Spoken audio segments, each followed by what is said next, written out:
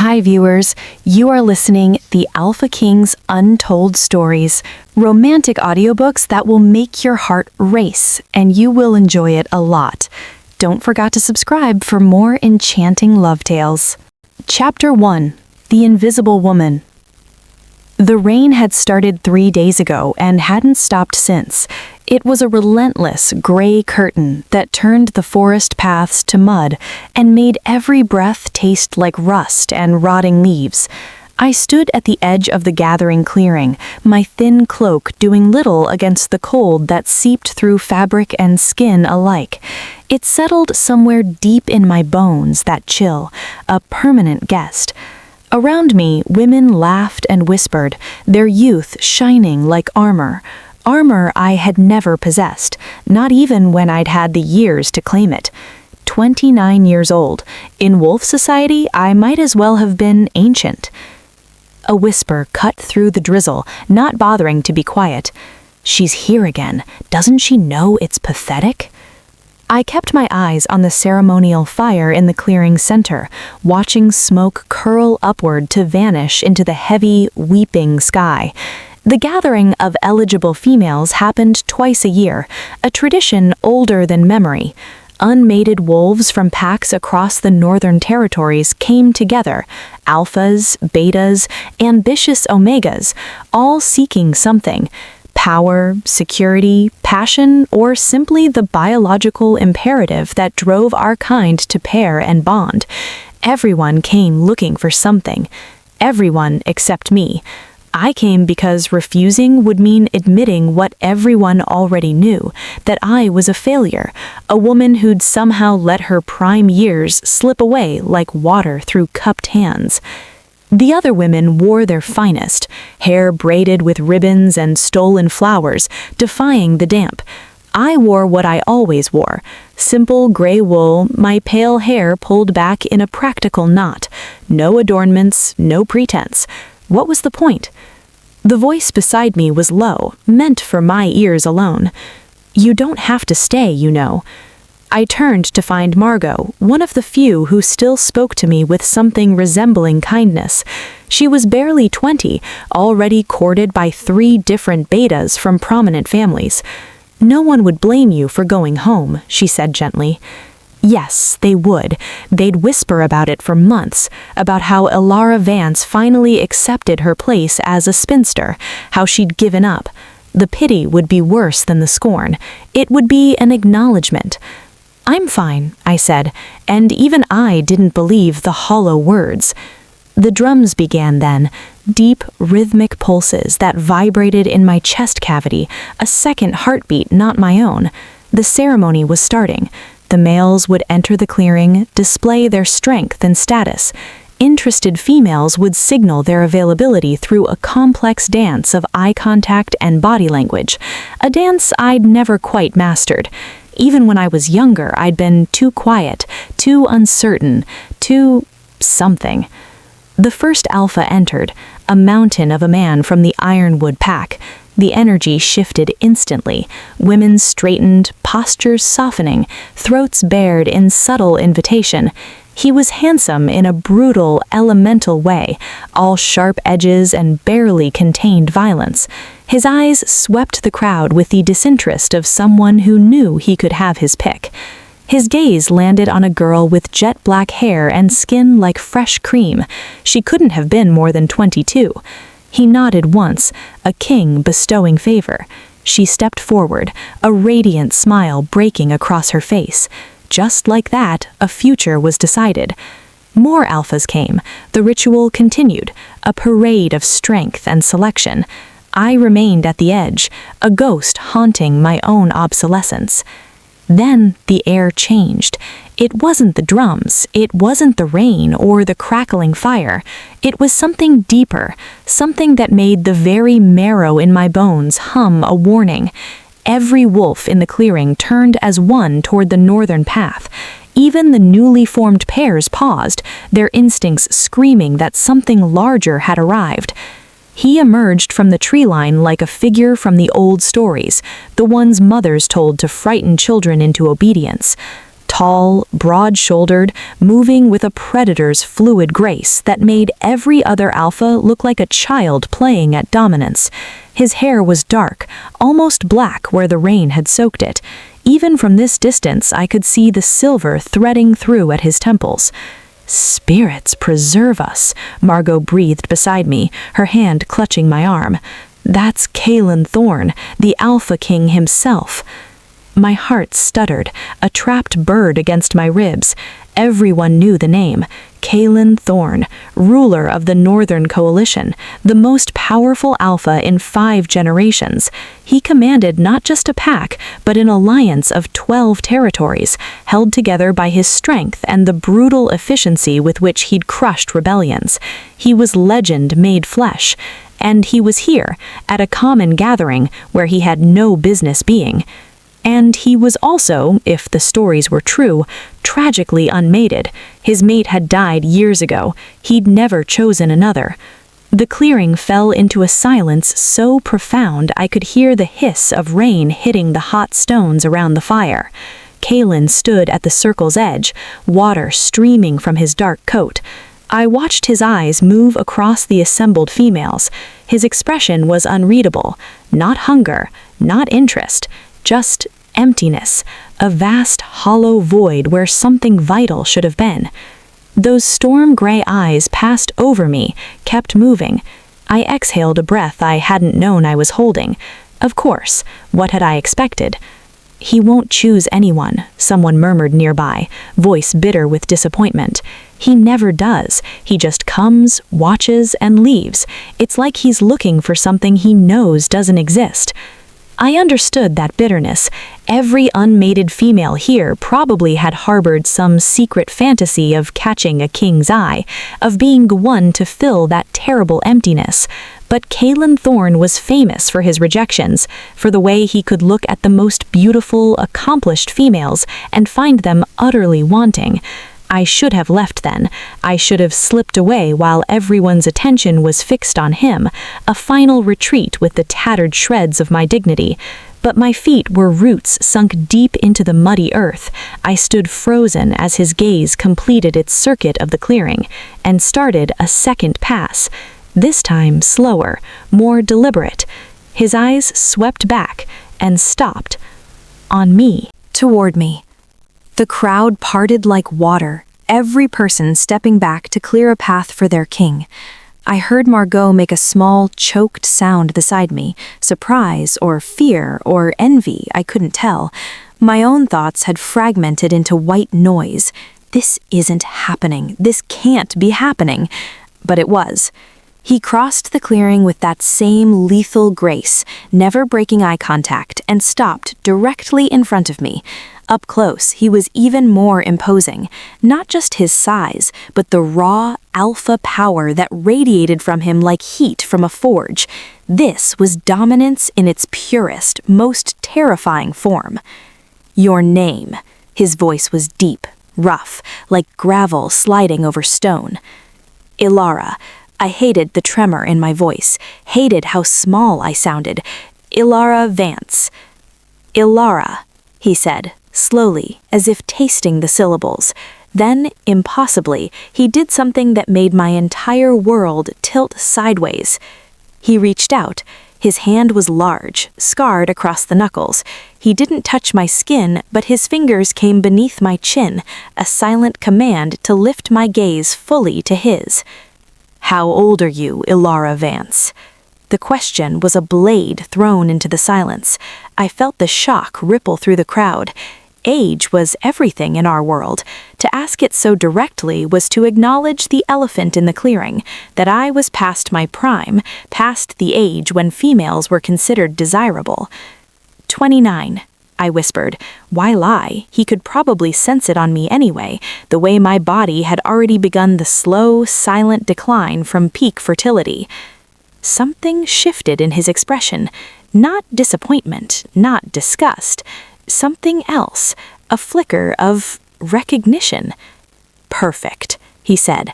The word dropped into the silence like a stone into still water.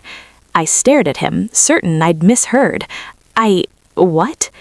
"You are perfect to me," He said it louder now, his voice carrying, a declaration meant for every ear. His hand remained, a steady, warm pressure. I, Kaelen Thorne, claim Elara Vance as my chosen mate. Does anyone challenge this claim? The world seemed to hold its breath.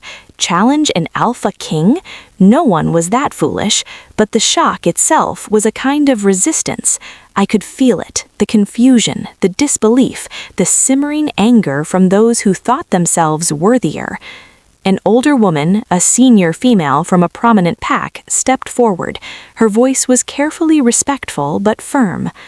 My Lord King, perhaps you are not aware, but Elara she's nearly 30. Surely there are younger, more suitable?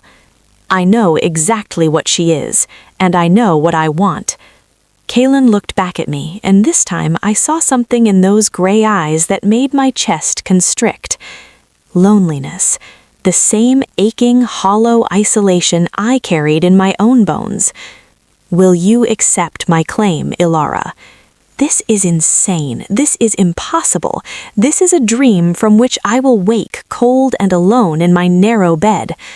The word escaped before rational thought could intervene. Yes, I heard myself say, I accept. His hand finally moved, but only to gently brush a rain-damp strand of hair from my cheek. The touch was startling in its tenderness. Then it is done. Just like that, my life changed forever. Chapter 2. The Lonely Fortress. The journey to Thorne Keep took 2 days through rain-soaked forests and mountain passes that clawed their way toward the sky itself. Kaelen had provided me with a horse, a gentle, dappled mare with wise eyes, and rode beside me in a silence that was both comforting and terrifying. Behind us, 6 of his personal guard followed at a respectful distance, their expressions carefully blank whenever I glanced back. No one had prepared me for this. No one could have. I'd left the gathering in a daze, barely registering the sea of shocked faces, the hissed speculations. Margot had hugged me fiercely, her eyes wide with something between awe and fear. She whispered into my ear, "Write to me, please. Let me know you're all right." All right? What did that even mean anymore? The first night, we stopped at a way station, a small stone shelter maintained for travelers between territories. Kaelen gave me the only private room, stationing himself outside my door like a granite sentinel. I lay awake for hours, listening to the rain hammer the roof, trying to piece together the shattered fragments of my reality. Why me? Why would the most powerful alpha in the Northern Territories choose a woman everyone else had dismissed as too old, too plain, too nothing? Sleep finally came, thin and restless, just before dawn. I woke to find a simple breakfast waiting outside my door, and Kaelen already in the courtyard checking the horse's tack with a focused intensity. Now, as we climbed the final brutal ridge, he spoke for the first time since we'd left the way station. Thorne Keep was built 3 centuries ago by my ancestor, the first Kaelen Thorne. It has never fallen to siege. I looked up and my breath caught. The fortress didn't just sit on the mountain, it was of the mountain. Massive walls of dove-gray granite rose from the cliff face, towers piercing the low-hanging clouds like stone spears. Battlements bristled with defensive positions. It was beautiful in a harsh, uncompromising way, a place built not for comfort, but for survival, for dominance. It's formidable, I finally managed. It's lonely. The admission was quiet, almost lost under the plodding rhythm of hooves on stone. When I glanced at him, his eyes were fixed on his ancestral home, and for a fleeting second I saw something raw and unguarded in his expression before he locked it away behind his customary impassivity. "Come," he said, his voice returning to his usual command. "They will be waiting." They turned out to be dozens of people, servants, guards, council members, all assembled in the main courtyard like a living tapestry of expectation and judgment.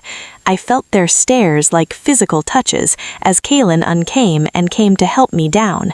His hands spanned my waist easily, lifting me from the saddle as if I weighed nothing at all. My Lord King, a tall woman with steel gray hair braided tightly back, stepped forward, her posture military straight. Welcome home. We received your message about your intended mate. Her eyes flicked to me, and I caught the briefest flash of surprise before she mastered it. About your intended mate. This is Commander Celine Vance, captain of my personal guard and my most trusted advisor. Celine, this is Elara Vance. She is to be accorded every respect and protection due to a queen. Queen. The word hit me like a blow. I'd known, intellectually, that mating with Kaelen meant taking on that role, but hearing it spoken aloud with such finality made it real in a way that stole the air from my lungs. Celine's expression remained carefully neutral as she bowed. Of course, my Lord King, my lady, welcome to Thorne Keep. I have prepared the Queen's chambers for you. The Queen's chambers, not Kaelen's chambers, separate. I felt a confusing mix of relief and a strange, sharp disappointment. Show her the way, Kaelen said. I must speak with the council immediately regarding the border skirmishes to the east. He turned to me then, his hand coming up to gently touch my cheek, a mirror of that moment in the clearing. Rest. We will have dinner together tonight, and I will begin introducing you to the pack properly. Then he was gone, striding toward the great doors of the keep with 3 men in formal robes hurrying to keep pace, leaving me alone with Celine and a courtyard full of curious, weighing eyes. This way, my lady. Celine's voice was professional, revealing nothing. She led me into the keep itself, through corridors of cold stone hung with faded tapestries depicting battles and lineages long past. Guards snapped to attention as we passed. The scale was overwhelming, vaulted ceilings that vanished into shadow, halls so vast our footsteps echoed like whispers from a tomb. The weight of history pressed down from above, a crushing, silent burden. The Queen's chambers occupied an entire tower suite. Celine opened heavy oak doors bound in iron to reveal rooms that were both luxurious and profoundly sad. Beautiful, ornate furniture that looked untouched. A wardrobe of carved mahogany, its doors slightly ajar, revealing gowns in styles from decades past. A bed large enough for 5, dressed in pristine linens that had clearly never been slept in. These belonged to the late Queen, Celine said, watching me take it in. Queen is old. She passed 7 years ago. Nothing has been altered since. 7 years of emptiness. 7 years of Kaelen living in this massive stone heart, surrounded by people, utterly alone. I thought of that void in his eyes at the gathering, and I understood it a little better. He loved her very much, I said softly, more to myself than to Celine. He did, Celine confirmed, her voice uncharacteristically gentle. They were true mates, the kind of bond that comes once in a lifetime if you are blessed. She paused, seeming to choose her words with care. May I speak frankly, my lady? Please. You are not what anyone expected. She met my gaze directly. You must know that there will be questions, resistance perhaps from those who think they know better than their king. Her sharp eyes assessed me. The council has been pressuring Kaelen to take a new mate for years. They always suggest young females from influential families, political alliances to strengthen the coalition. He has refused them all, every single one. And then he returns from a common gathering with you. She didn't say the rest. With no connections, with no influence, and you are too old. The unspoken words hung in the air between us. I was going to say, Celine continued, her tone shifting, and you are clearly terrified. Kaelen is many things, a brilliant strategist, a peerless warrior, an effective ruler, but he is not a man who explains himself. He sees what he wants and takes it, assuming others will eventually understand his reasoning. She took a step closer. He chose you for a reason, Elara Vance. I suggest you discover what it is before the formal council meeting in 3 days' time. My stomach twisted. Formal meeting? Where they will question his choice, officially. Can they overrule him? No, his word is law, but they can make governance difficult. They can suggest you are a distraction, a liability. Her voice was matter-of-fact. You need to be prepared to prove them wrong.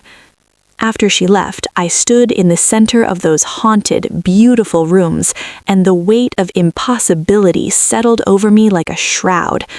What did I know of being a queen, of politics, strategy, leadership? I was Elara Vance, the woman who'd spent her 20s caring for a dying father, then a fading mother, watching my youth evaporate while other women married, built families, claimed their lives. I was good at being invisible, at not taking up space, at enduring. Now I was supposed to be a queen. I moved to the wardrobe and opened it fully. The scent of dried lavender and old rosewater drifted out.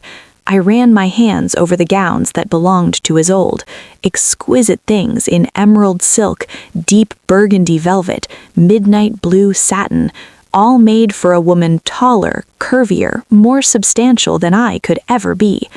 I pulled out a gown at random, a cascade of silver-threaded embroidery, and held it up before the tall mirror.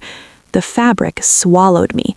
I looked like a child playing dress-up in her mother's clothes, small, insignificant, a fraud. You look lost. The voice from the doorway made me jump. A young woman stood there, perhaps 25, with fiery red hair and a frankly amused expression. Sorry, she said, not sounding sorry at all. Didn't mean to startle the new queen. I'm Cora Flynn, pack healer, and, according to Celine, a chronic nuisance. You must be the mysterious Elara. I'm not mysterious, I said, carefully hanging the dress back up. Just unexpected. Unexpected is putting it mildly, Cora said, striding in, examining me with the clinical curiosity of someone used to studying bodies. The whole keep is in an uproar. Half the eligible females from noble families are weeping into their pillows. The other half are taking bets on how long you'll last before you flee back to whatever quiet little pack you came from. Her bluntness was almost refreshing after Celine's careful diplomacy. You're not painting a very encouraging picture. I'm not trying to discourage you. I'm trying to prepare you. She perched on the edge of a velvet-upholstered chair. Want to know what I think? Do I have a choice? Not really, she grinned. I think Kaelen chose you because you're the first person in years who didn't look at him and see a king. You just saw a man, a lonely one. When he looked at you, what did you see? The question, so direct, stripped away my defenses. I thought back to that moment in the clearing, the weight of his stare. I saw someone who understood what it feels like to be alone in a room full of people. Cora's smile softened into something genuine. Yeah, I think he saw the same thing in you. She stood, moving toward the door. Dinner's in 2 hours. Celine probably told you it's just you and Kaelen. She's wrong. The senior council demanded to be present, to properly welcome you, which means they're going to interrogate you while pretending to be polite. She paused in the doorway. Wear something simple. Don't try to be Isolde. Be Elara. It's what he chose. After she left, I stood for a long moment in the silent room. Be yourself. It's what he chose. But what if myself wasn't enough? The question haunted me as I bathed, as I brushed out my long, pale hair and left it loose, as I faced the wardrobe again. Not Isolde's grand gowns, not an attempt to be something I wasn't. My fingers trailed over the fabrics and settled on a dress at the very back, simpler than the others. A soft woolen gown, the color of a misty morning, with a high neck and long sleeves. It was still too large, but less ostentatiously so. Be yourself. I put it on. A young servant girl, Petra, arrived to escort me to dinner. Her eyes were wide as she took in my simple attire, but she said nothing. My hands trembled as I followed her through the labyrinthian corridors. The dining hall was smaller than I'd feared, but no less imposing. A long table of ancient dark wood, high, narrow windows showing the bruised purple of the rainy evening, and 7 people already seated, Kaelen at the head, 5 council members, 3 men, 2 women, ranged along the sides. 1 empty chair waited to Kaelen's right. Every eye turned as I entered. I felt their assessment like a physical rake over my skin, seeing the simplicity of my dress, my ordinary face, my quiet demeanor. Too old, too plain, too nothing. Then Kaelen stood. Something in his expression, a warmth, a certainty, made me straighten my spine. He looked at me as he had in the clearing, as if I were a puzzle he'd just solved. Elara. He came around the table and offered his arm with old-fashioned courtesy. You look beautiful. I took his arm, feeling the solid muscle beneath the fine fabric of his sleeve. I look like I'm wearing someone else's dress, I murmured, an honest whisper for him alone. His mouth quirked, the barest hint of a smile. Then we will have your own maid. Come, meet the people who helped me steer this coalition. The introductions were a blur of names and titles that immediately slipped from my grasp. Councillor Dorian, elderly with eyes like chips of flint. Councillor Linnea, who smiled with cool, distant politeness. The others, I heard their names but couldn't hold them, too overwhelmed by the weight of their collective scrutiny.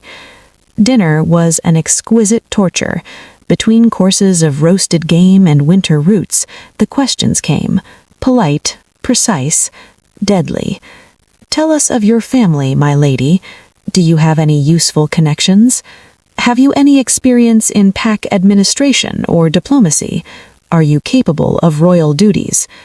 I understand you are 9 and 20. That is quite mature for a first mating.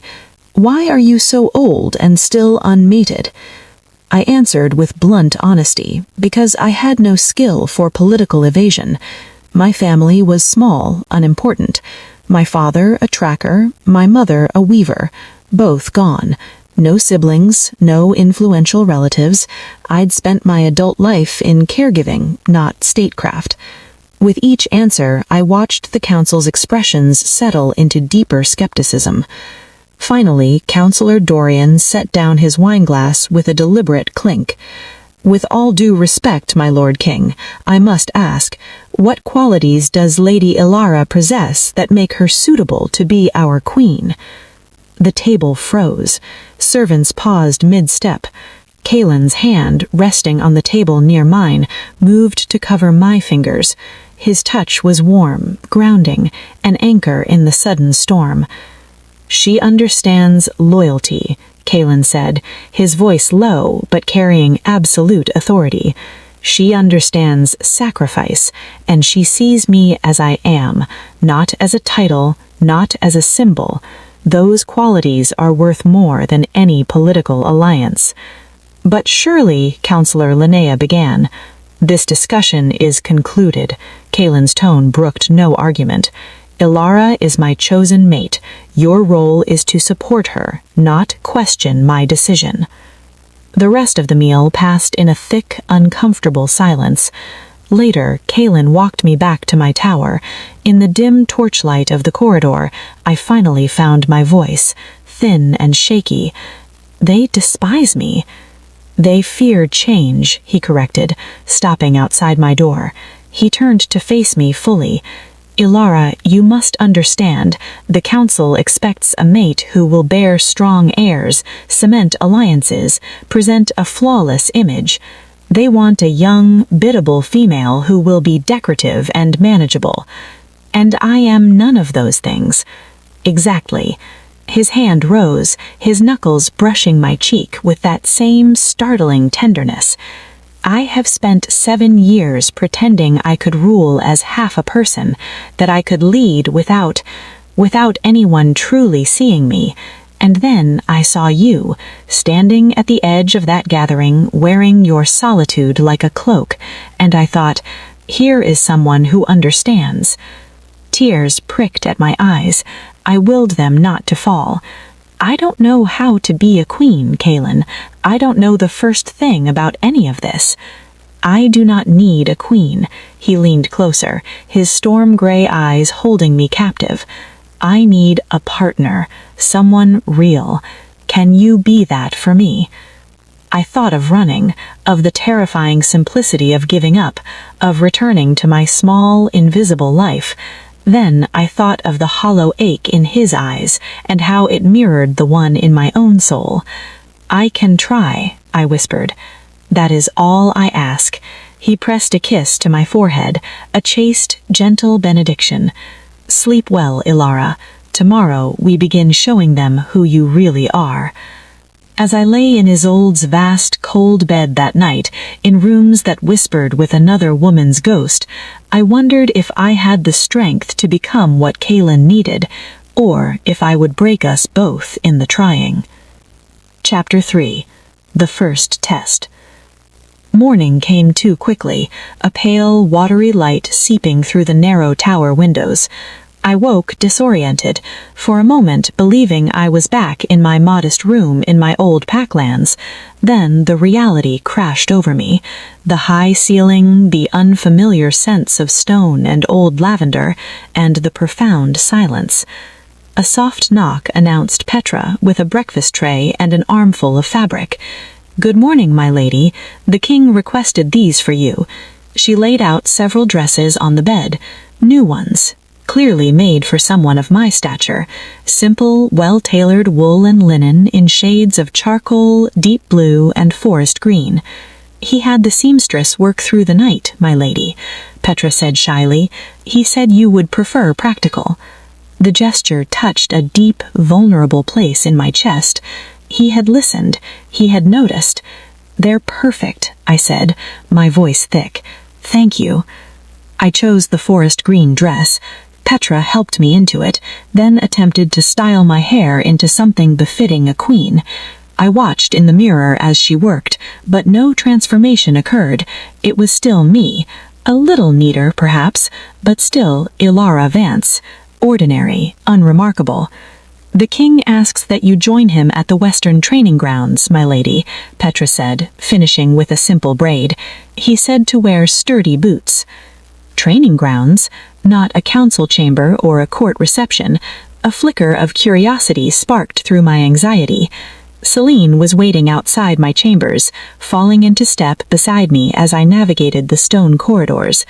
"Did you sleep?" "A little." A lie. I'd stared at the canopy overhead for hours, my mind spinning like a wheel in mud. "Kaelen wishes to introduce you to the pack warriors today." Celine's tone was careful. "It is unconventional to bring a new mate to the training grounds so soon. Typically, there is a formal presentation at court first, ceremonies, political meetings. But Kaelen doesn't care for tradition, I guessed. A hint of approval touched her stern mouth. No, he cares about what works. The warriors are the backbone of our coalition. If they accept you, their regard will matter more than a dozen council approvals. We emerged into a brisk morning. The Western training grounds sprawled before us, a vast, hard-packed earth arena where dozens of wolves sparred, drilled with weapons, and ran through complex formations under the shouted commands of instructors. The air smelled of sweat, leather, and cold earth. Kaelen stood at the edge, watching. He'd changed into fighting leathers, his dark hair tied back, his focus absolute. Seeing him here, in his element, commanding, powerful, utterly at ease, made my breath catch in a strange way. He turned as we approached, and his expression softened minutely. "Elara, good. I want you to see this, to understand who we are, what we protect." He gestured to the grounds. "Every wolf here, from the greenest recruit to the most grizzled veteran, trains here. Strength in the coalition is not merely about dominance, it is about survival. We hold the northern territories against raiders from the wildlands, rogue packs, and worse things that stir in the deep mountain passes when winter comes. I watched two warriors circle each other in a sparring ring. Their movements were a blur of controlled violence. One fainted low, struck high, and his opponent went down with a grunt. Enough. Kaelen's voice, barely above a conversational tone, cut across the din. Every activity ceased. Every head turned. Gareth, step out of the ring. The larger male, Gareth, obeyed, his expression shifting from malice to wary defiance. My lord, I was only... You were kicking a defeated opponent during a training exercise. That is not strength, it is cowardice. Kaelen moved toward the ring with that lethal, fluid grace. If you wish to prove your dominance, prove it against someone who can answer you. He stepped into the ring. A collective inhale swept the grounds. Celine went rigid beside me. This was no demonstration. This was a judgment. Gareth paled but took a defensive stance. What followed was less a fight and more a brutal, elegant dissection. Kaelen moved like embodied lightning. No flourish, no wasted motion. A block, a disarm, a sweep of the legs. Within 30 seconds, Gareth was on his back, with Kaelen's boot planted lightly on his chest, not to crush, but to signify absolute control. Strength without honor is nothing, Kaelen said, his voice carrying to every corner of the grounds. We protect the weak here. We lift each other up. Anyone who forgets that does not belong in my coalition. He removed his boot and offered a hand to the young warrior on the ground. Are you hurt, Owen? The boy Owen shook his head, eyes wide with a mixture of terror and awe. No, my lord. Good. He pointed to a scarred female warrior watching from the sidelines. Mara, take Owen as your training partner for the next month. Teach him how to stay on his feet. As activity resumed, Kaelen returned to me. He wasn't even breathing heavily. I apologize you had to witness that. Do not apologize, I said, surprising myself with the firmness in my voice. You protected someone who needed protection. There is nothing to apologize for. Something flickered in his eyes, surprise perhaps, or approval. Come, there are people you should meet. He introduced me to the senior warriors, men and women whose loyalty was etched in scars and silver hair. They were respectfully reserved, uncertain of this unexpected queen. I didn't blame them.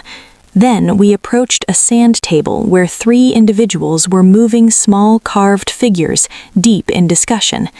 Elara, this is my strategic counsel. Celine, you know. This is Finnick Reed, our master of logistics, and Nadira Voss, our chief intelligence operative. Finnick was lean, shark-eyed, with ash-blonde hair. Nadira was older, perhaps 50, with a stillness that suggested she missed nothing. Both looked at me with unveiled curiosity. My lady, Finnick bowed. Forgive my directness, but rumors suggest you have no military or strategic background. The rumors are correct, I said, meeting his gaze. I have no formal training in warfare or statecraft. Then why? He caught himself, glancing at Kaelen. I apologize, that was inappropriate. No, it is a fair question. I looked at the sand table, at the tiny wolves representing packs and threats. You wonder why your king chose someone so evidently unsuited to the role. I wonder the same thing sometimes. Silence. Then Nadira let out a short, sharp laugh. Well, at least you're honest. She moved closer, her intelligent eyes scanning me. Can you read a territorial map? No. Can you assess supply lines or identify tactical vulnerabilities? No. Can you negotiate with a hostile pack alpha or untangle a blood feud? I have never tried. I doubt I would be successful. Nadira nodded slowly. Then we will teach you, if you are willing to learn. The offer struck me like a physical blow. I had expected dismissal, not this. "I am willing," I said, the words feeling like a vow. "Good." Nadira turned to Kaelen. "With your permission, my lord, I would like to begin working with Lady Elara on coalition politics and territory management.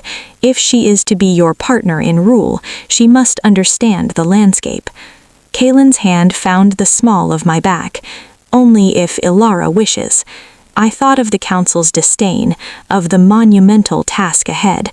Then I thought of the alternative, remaining a decorative, helpless figure, a symbol of Kaelen's poor judgment.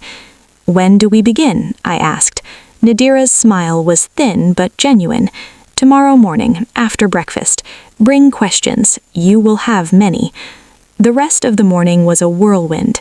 Kaelen kept me at his side, explaining patrol rotations, defensive protocols, the delicate balance of power among the 12 territories. Some warriors warmed to me, especially the younger ones and the females. Others maintained a careful distance, waiting to see if I would prove worthy or simply vanish. By midday, my mind was reeling. When Kaelen suggested a walk in the keep's inner garden, I agreed with relief. The garden was a walled sanctuary, sheltered from the wind. Someone had tended it diligently.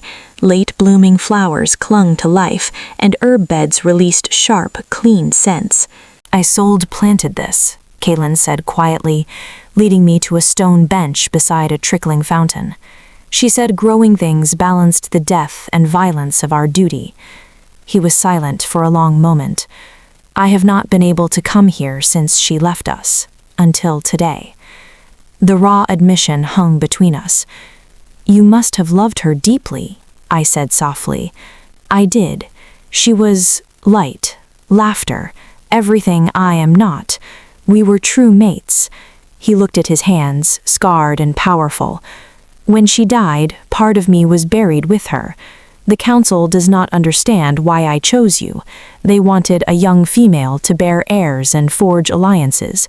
But every time I looked at them, all I saw was not her, a replacement for something that can never be replaced."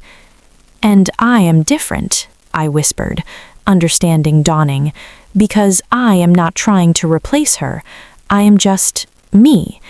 His hand covered mine on the cool stone. "When I saw you at the gathering, standing apart, wearing your solitude like a shield, I recognized a kindred spirit, someone who knows that life does not always give you what you hope for, that sometimes you simply survive, and that survival, it has its own strength." Tears welled, hot and insistent. "I am so afraid I will fail you, Kaelen, that my ignorance will damage all you have built. Elara," he waited until I met his eyes, "I do not need perfect. I had perfect and I lost it. Now I need real. I need someone who will not shatter when things grow difficult, someone who knows how to endure." His gum brushed my knuckles. "Can you do that? Can you stand beside me, learn what you must, and never try to be anyone but who you are?" It was the true test, not of my knowledge, but of my spirit. I thought of all the years I had spent shrinking, making myself small, accepting invisibility as my lot. Then I looked at this mighty, broken king who saw my age not as a flaw, but as evidence of a spirit that had weathered storms. "I can try," I said, my voice firming. "I cannot promise I will not make mistakes, but I can promise I will not stop trying." "That," he said, leaning forward until his forehead rested gently against mine, "is all I have ever needed." We sat like that as the weak sun climbed, two lonely souls in a garden of memory, and for the first time I felt not the crushing weight of expectation, but the fragile, budding hope of a true beginning. Chapter 4. Shadows of the Past. The lessons with Nadira began the next morning in a small, sunlit study lined with maps and scrolls. It was a brutal education. "This," Nadira said, jabbing a finger at a map of the Northern Territories, "is not a coalition. It is a collection of fault lines. The Blackwood Pack here resents the Frostfang Pack here over a century-old dispute over hunting grounds. The Riverwind Pack trades with both, but trusts neither." Kaelen's power is the only dam holding back a flood of old hatreds. She spoke quickly, expecting me to keep pace. I asked questions, simple ones that made her sigh, but she answered. Slowly, the map transformed from colored shapes into a living, breathing entity of alliances and animosities. "Why does the Stonehold pack remain loyal?" I asked one afternoon, tracing their isolated mountain territory. "Because their alpha, Griffin, fought beside Kaelen's father. His loyalty is to the man, not the title. But Griffin is old. His son is ambitious and looks south to the richer valleys." Nadira's gaze was sharp. "Loyalty based on memory is fragile. It must be reforged in each generation." I began to see the immense, delicate tapestry Kaelen managed. It wasn't just about being the strongest, it was about remembering every slight, every debt, every hidden ambition in a dozen different packs. Celine, in turn, taught me the keep's defenses. "Attack could come from outside," she said, as we walked the battlements, the wind whipping our hair. "Or from within. A discontented council member, a servant bribed by a rival. You must learn to see the threat before it reveals itself." She showed me the guard rotations, the weak points in the walls, the secret passages built for escape or covert movement. The weight of responsibility grew heavier with each lesson. This wasn't just a home, it was a fortress constantly under silent siege. 3 days after my arrival, the formal council meeting convened. I wore one of my new dresses, a deep blue that felt like armor. Kaelen sat at the head of the long table in the council chamber, me to his right.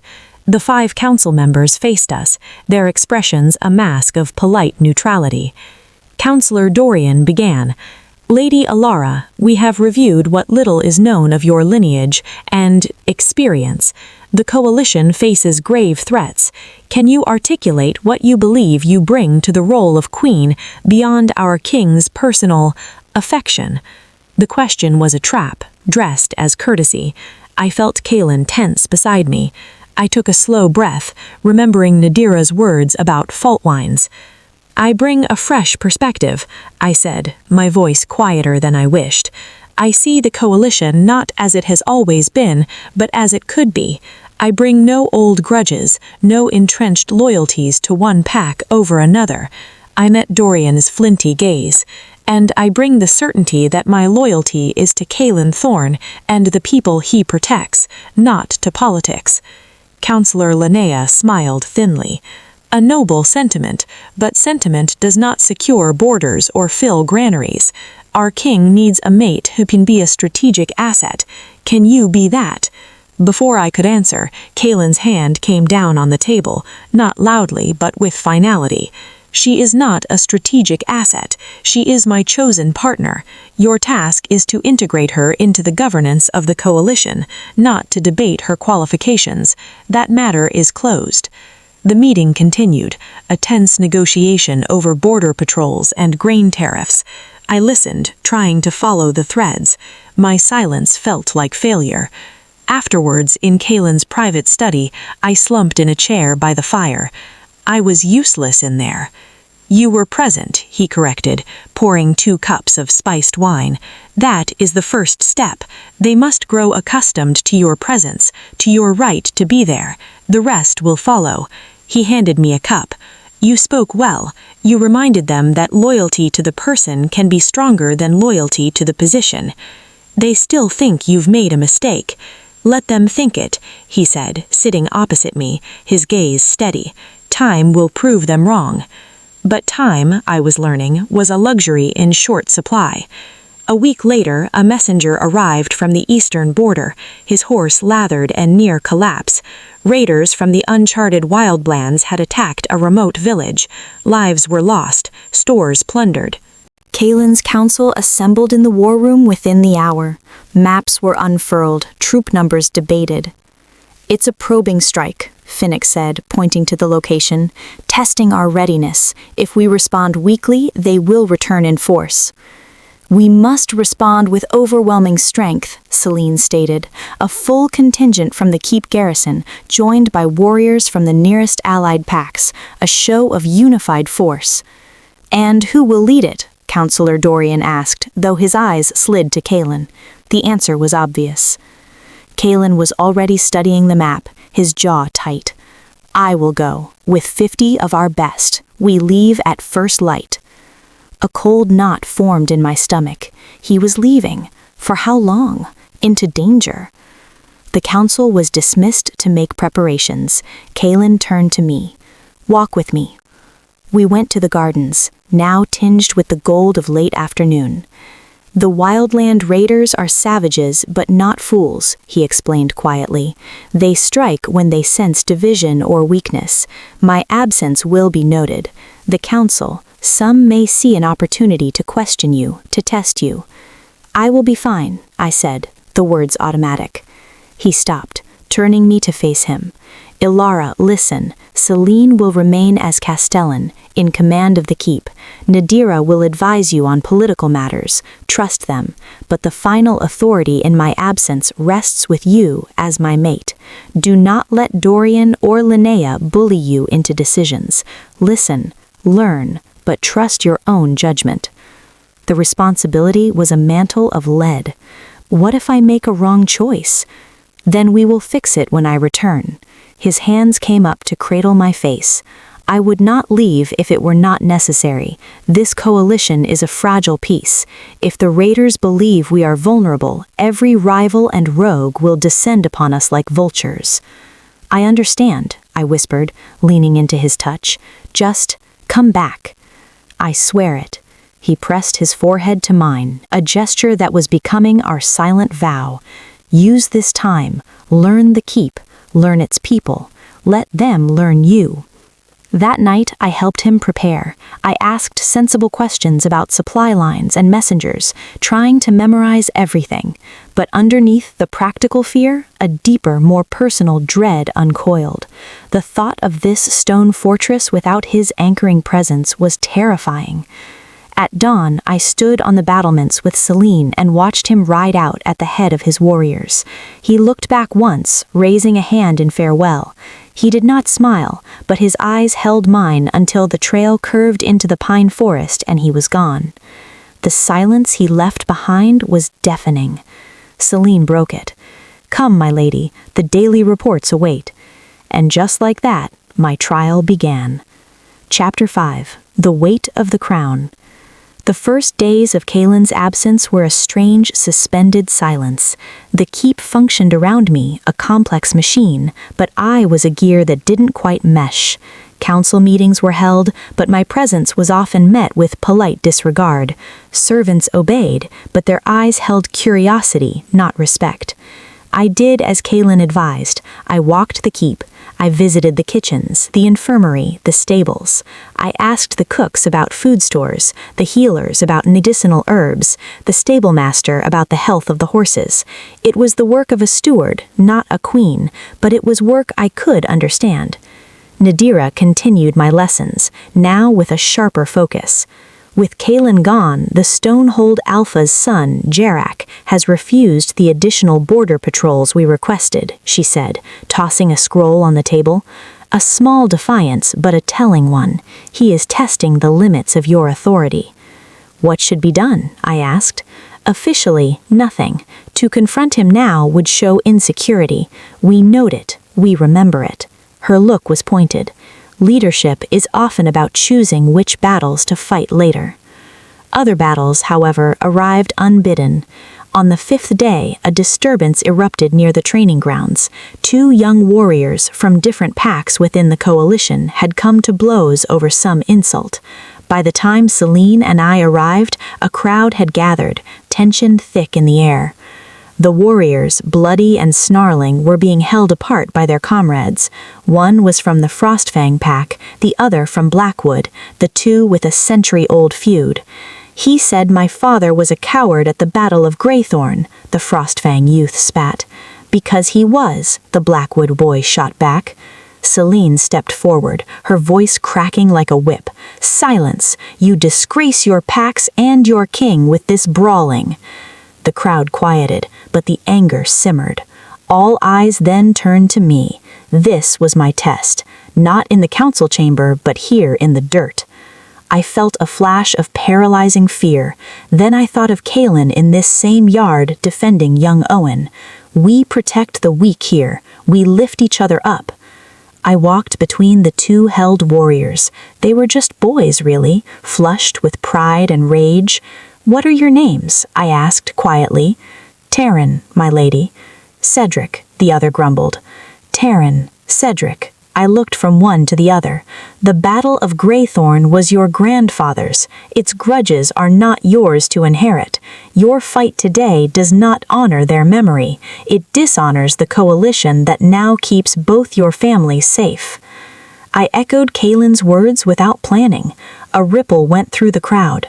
The two boys looked at the ground, their anger deflating into shame. "You will both clean the armory from top to bottom," Celine declared, seizing the moment. "Every piece of armor, every weapon, and you will do it together, now." As the crowd dispersed, Celine fell into step beside me. "That was well done," she said, her voice low. "You invoked the coalition's purpose, not just its rules." It was a small victory, but it felt like my first true breath in the stifling air of the keep. The next test was harder. A supply caravan from the southern farmlands arrived short. The merchant, a stout man named Boren, claimed bandits, but Nadira's network of informers suggested otherwise. He sold a portion of the grain on the side to a trader from outside the coalition, Nadira told me in the study. He pockets the silver and claims a loss. It's a common trick, but it weakens our winter reserves. "What should be done?" I asked. "For a first offense, a heavy fine, the confiscation of his trade license for a year. But Boren is cousin to Counselor Linnea. He will expect leniency." I thought of the hungry faces I'd seen in the lower village, of Kaelen's words about protecting the weak. "We cannot show leniency," I said. "If we do, others will do the same, and our people will go hungry." Linnea will be furious. Then she will be furious. I met with Boren in the Great Hall, with Celine and a scribe present.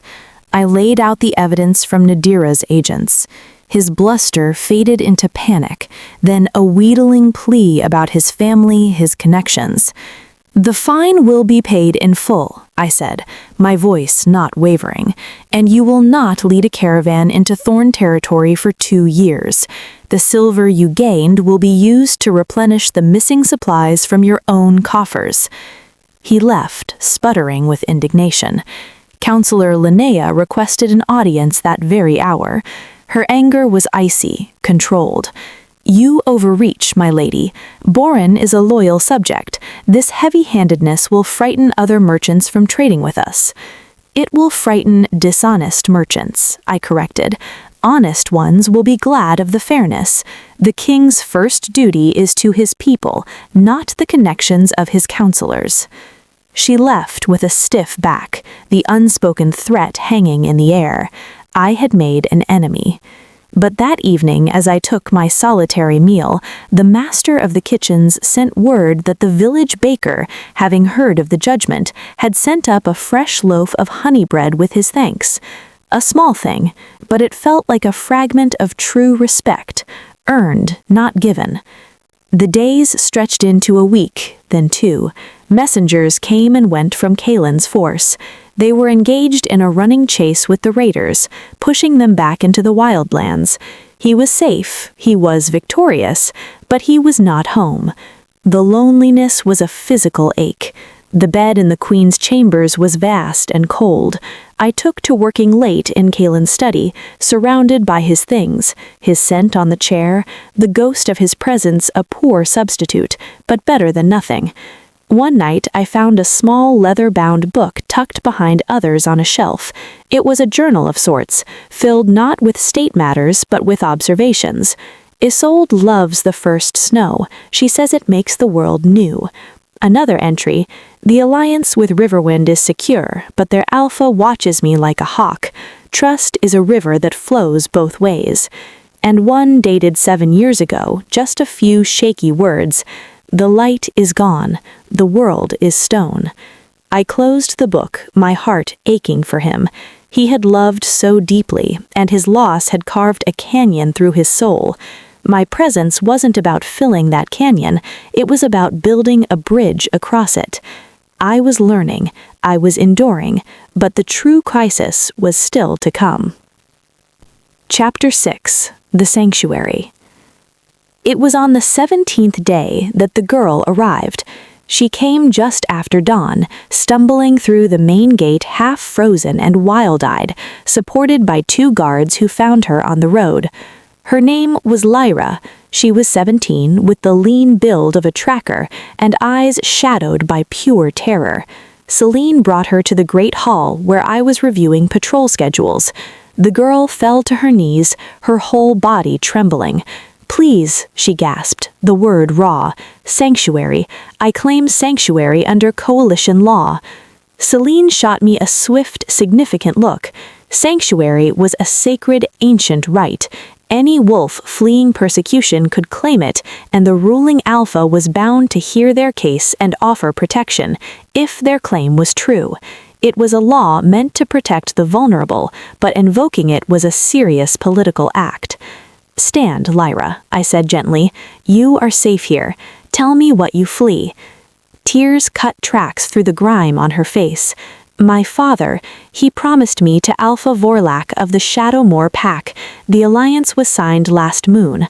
I am to be his 5th mate." She swallowed a sob. "His others, they don't last. Everyone knows it. He breaks them. My father doesn't care. The bride price was too high to refuse. I ran. If you send me back, he will kill me, slowly." Alpha Vorlak. I'd seen his name in Nadira's reports. A pack on the coalition's far western edge, known for its harsh ways and brutal leadership. They were members in name only, contributing little, testing boundaries. Counselor Dorian, summoned by the commotion, arrived with Linnea at her heels. He took in the scene, his expression hardening. "Sanctuary claims are for the king to decide," he stated flatly. "The girl should be housed under guard until his return." "And if Vorlak arrives before then, demanding her?" I asked. "We return her. We cannot risk a breach with Shadowmoor over the hysterics of a child. The alliance is tenuous as it is." I looked at Lyra, at the desperate hope dying in her eyes, replaced by the bleak certainty of doom. I saw myself in her, powerless, a bargaining chip. I heard Kaelen's voice. "We protect the weak here." "No," I said. The word echoed in the stone hall. "She stays, under my personal protection until the king returns to make a final judgment." Dorian's face darkened. "Lady Elara, you do not have the authority." "I have the authority as the king's chosen mate to offer temporary sanctuary in his absence. The law is clear. The claim will be investigated. She is not a piece of traded goods. She is a person, and she is terrified." I turned to Celine. "Take Lyra to the East Tower. See she has food, warmth, and a healer. Post a guard you trust at her door." Celine nodded, a flicker of respect in her eyes. "Yes, my lady." As Lyra was led away, weeping with relief, Dorian turned on me. "This is a profound mistake. Vorlak is volatile. He will see this as a personal insult, a challenge to his authority. He may well withdraw his pack from the coalition." "If he withdraws over the right of a terrified girl to safety," I said, meeting his anger with a calm I didn't feel, "then his loyalty was never worth having. We are supposed to be better than the wildlands, counselor, or have we forgotten?" He left with fury in his stride. Linnea gave me a long, inscrutable look before following. The weight of my decisions settled on me. I had just potentially ignited a political firestorm alone, without Kaelen. Nadira confirmed my fears when I found her later. "Vorlak is a proud, cruel man," she said, spreading a map of the western border. "His pack controls a key mountain pass. Losing it would force us to patrol an additional 50 miles of vulnerable border. He will come, and he will be angry." "Was I wrong?" I asked, the doubt finally creeping in. Nadira was silent for a moment. Morally, no. Strategically, it is a gamble. You have shown the coalition that Thorne Keep still stands for its founding principles, even in the king's absence. That will earn you respect from some, but it has also shown our vulnerability. The king is away, the new queen is untested and makes bold moves. It may embolden others, or make them rally to you. Only time will tell. I visited Lyra that evening. Cora had seen to her. The girl was clean, dressed in a simple shift, curled in a chair by a small fire. The bruises on her arms were fading yellows and greens. "Thank you," she whispered when I entered. "No one has ever... I didn't think anyone would listen." "Rest now," I said. "You are safe here." The words felt like a promise I might not be able to keep. 3 days later, my gamble arrived at our gates. Alpha Vorlak came with 20 of his warriors, a show of force. He was a tall, gaunt man with eyes like chips of obsidian and a presence that sucked the warmth from the air. He demanded audience in the great hall. I sat in Kaelen's chair, Celine standing armed at my right shoulder, Nadira at my left. The council flanked the room. My heart was a frantic drum against my ribs, but I kept my face still, my hands folded in my lap. "Where is my property?" Vorlak's voice was a dry rasp, skipping pleasantries. "If you refer to Lyra, daughter of Kaelen, she is under the protection of Thorne Keep, pending investigation of her sanctuary claim," I said, forcing my voice to be clear and steady. He laughed, a harsh, barking sound. "Investigation? By whom? You? A female who has been here less than a moon, playing at queen? The girl's father accepted my terms. She belongs to me. Hand her over." "The law of sanctuary supersedes a mating contract," Celine said coolly. "As you well know, Vorlak." His dark eyes fixed on me, brimming with contempt. "I do not answer to guards or upstart females. I am an alpha of the coalition. I demand the king. The king is defending the eastern border from threats to all our people. His authority resides with me in his absence. Your demand is noted and denied." The air crackled. Vorlak took a step forward. Celine's hand went to her sword hilt. His warriors shifted behind him. "You deny me?" he hissed. "You, a nobody, deny me what is mine by right? Then understand this. The Shadowmoor Pack withdraws from this weak coalition. We will not be ruled by a heartbroken king and his pet." His gaze swept the room, lingering on Dorian and Linnea. "And when the wildlands come for you, do not look to the west for aid." He turned on his heel and strode from the hall, his warriors following. The great doors boomed shut behind them. The silence that followed was thick enough to choke on. Counselor Dorian was the first to speak, his voice trembling with fury. "You see, you have cost us a key ally. For what? A worthless girl." "She is not worthless," I said, standing. The fear was gone, burned away by a cold, clear anger. And if Vorlak's loyalty hinged on us condoning the abuse of a child, then he was never an ally. He was a threat waiting for an excuse. Let him go. The coalition is stronger without such poison in its veins.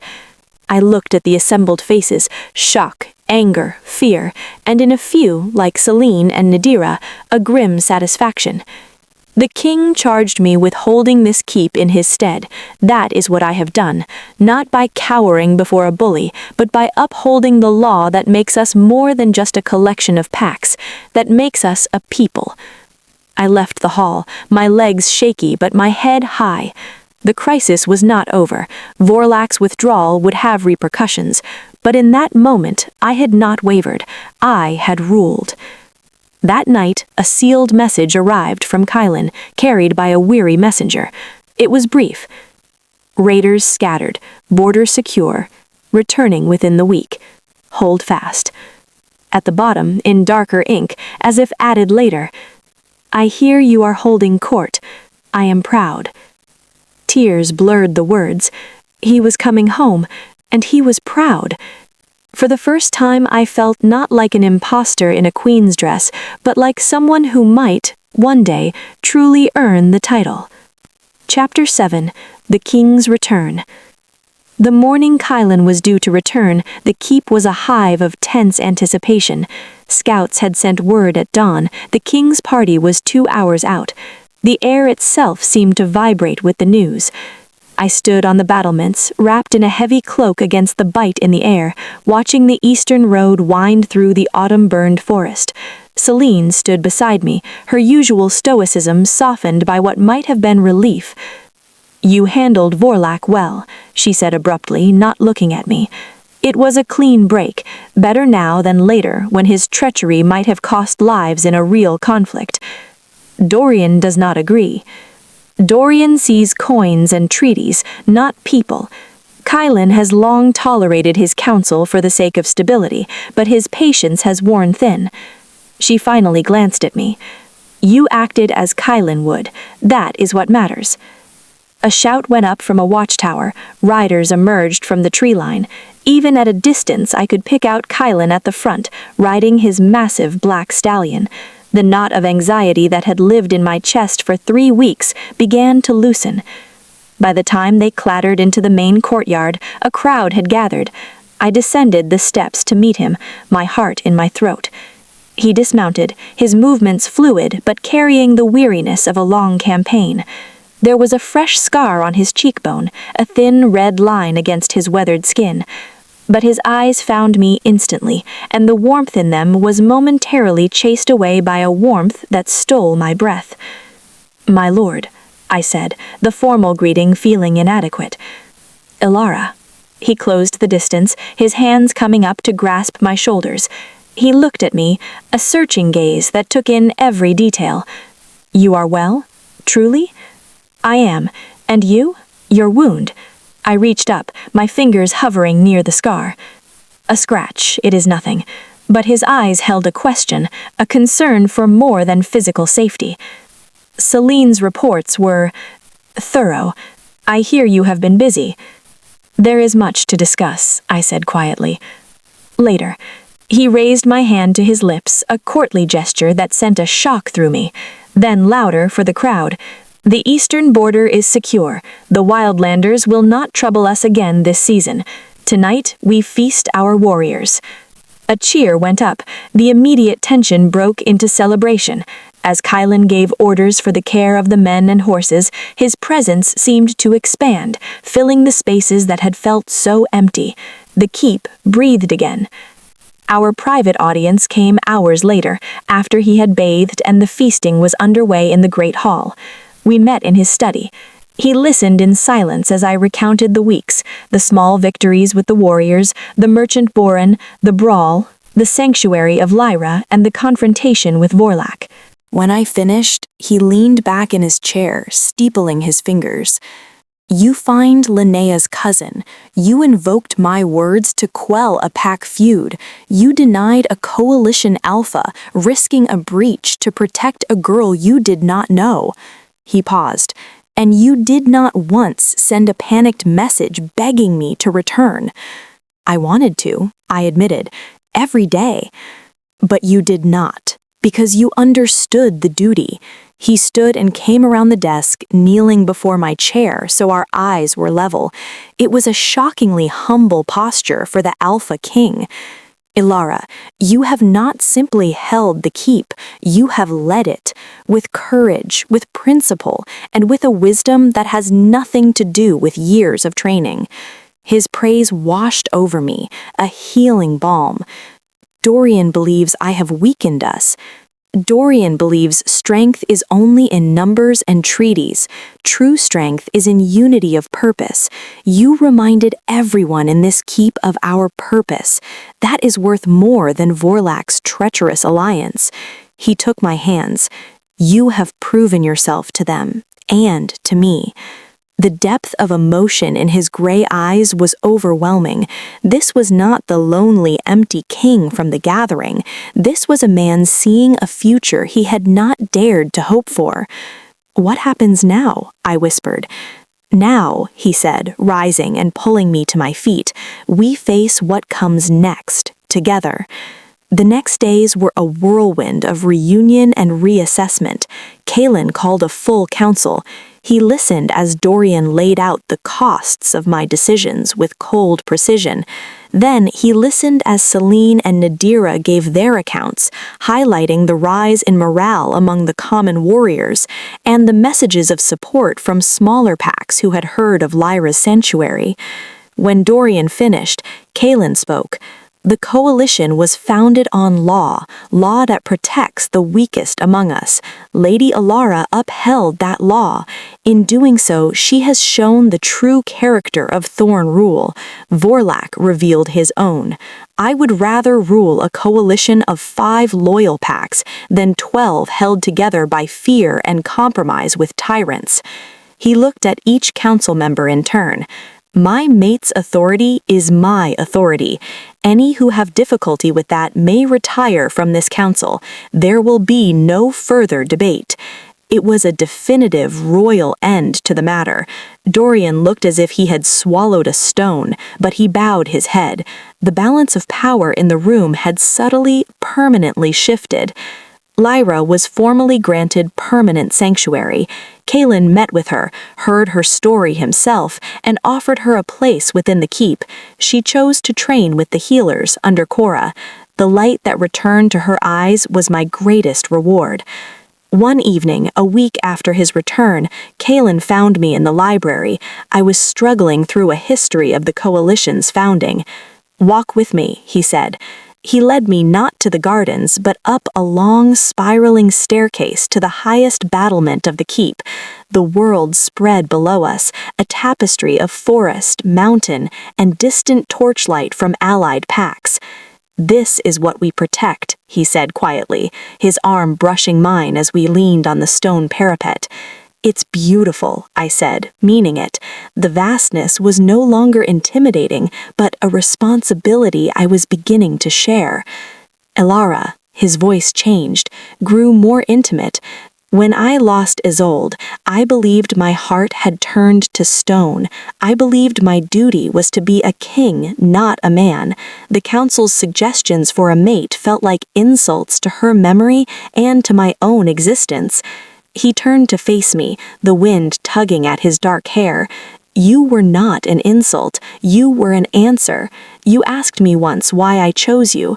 It was not just the loneliness I saw, it was the strength beneath it, the quiet fortitude of a woman who had tended dying parents, who had endured pity and scorn, and yet still stood tall.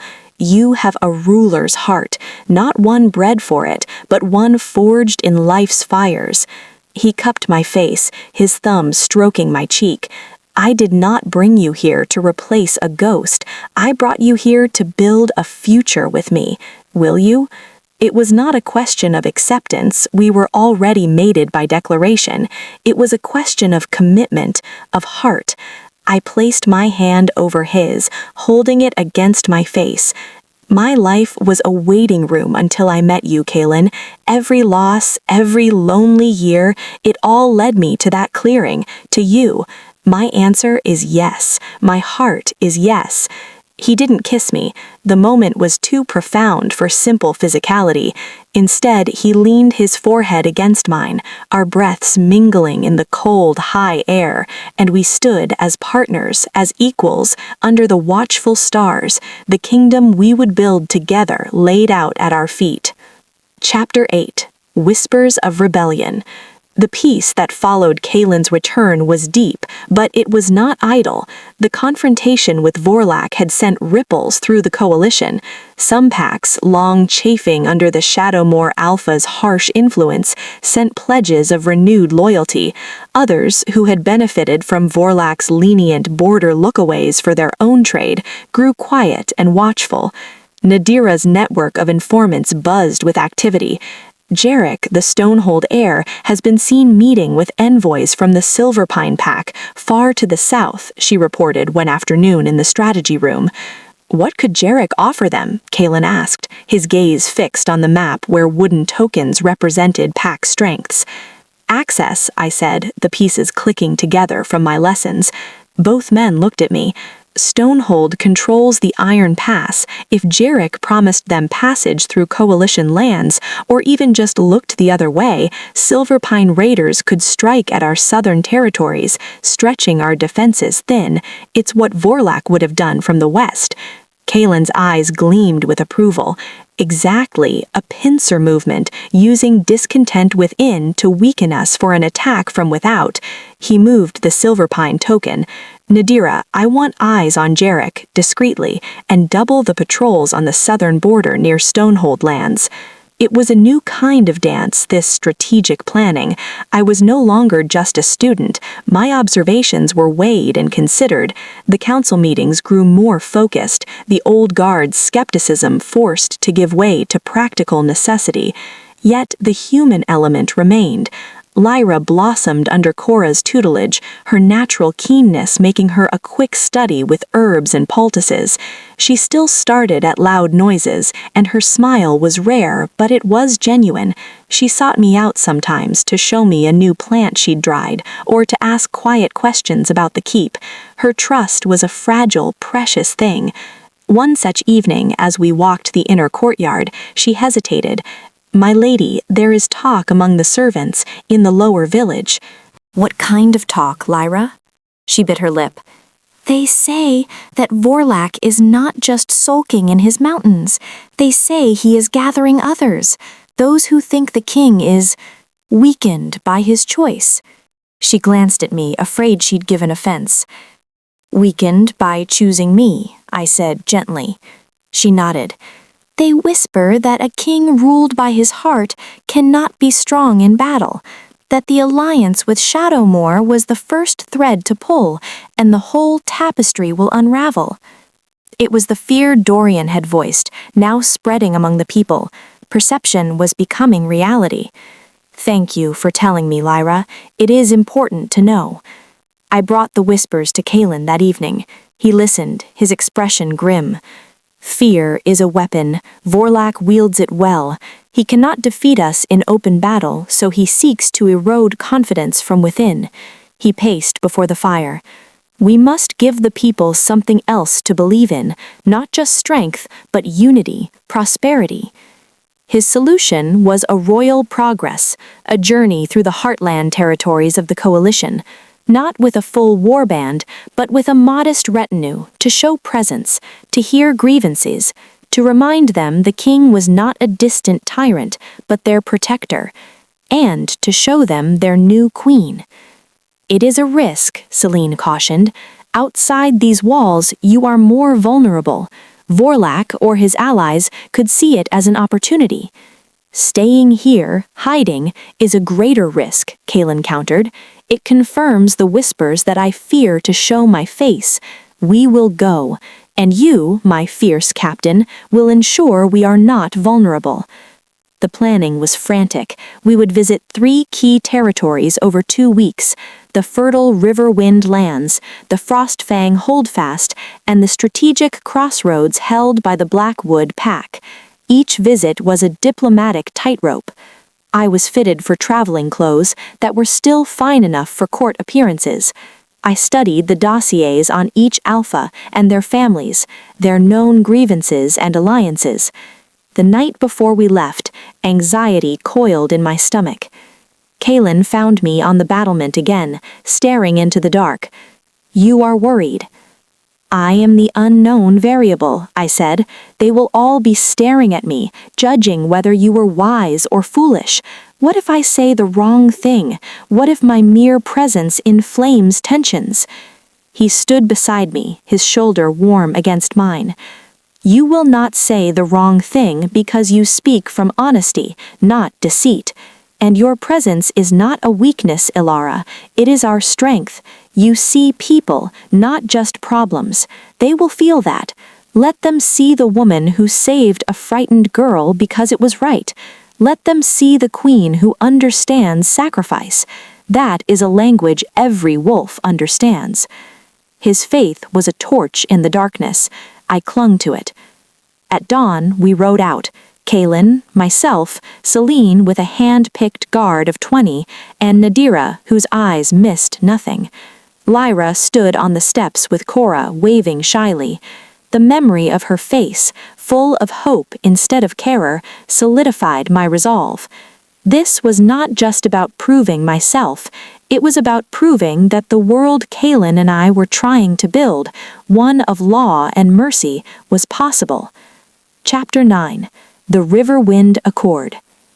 The Riverwind Pack lands were a contrast to the harsh mountains of Thorne Keep. Here, the valleys were wide, cradling silver rivers and fields heavy with the last of the harvest. The air smelled of damp earth and ripe apples.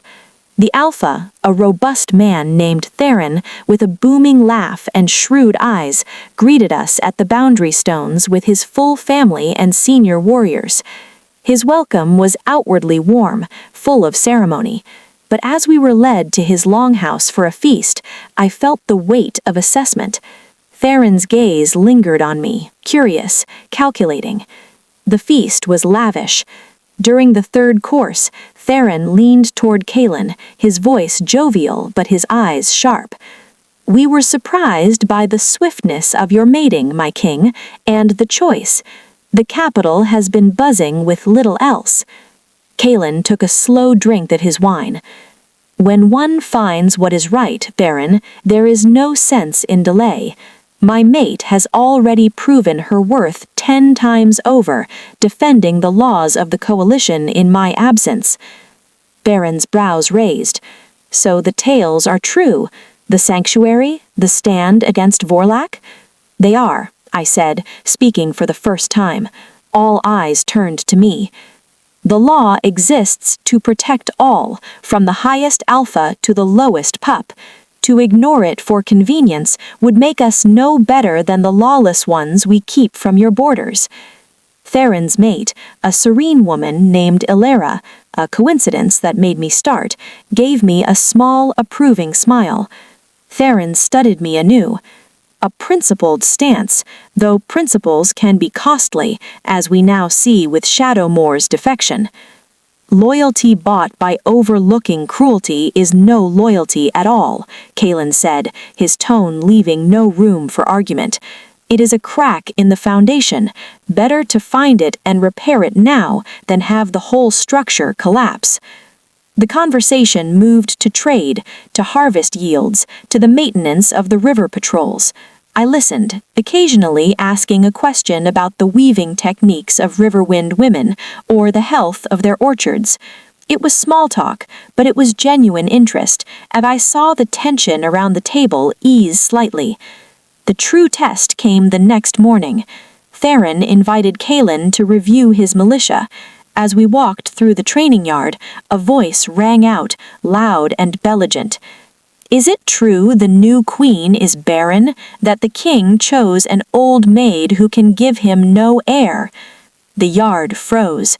The speaker was a hulking warrior, one of Theron's captains, his face flushed with ale or daring. Theron's face darkened with fury. "Barton, you will hold your tongue!"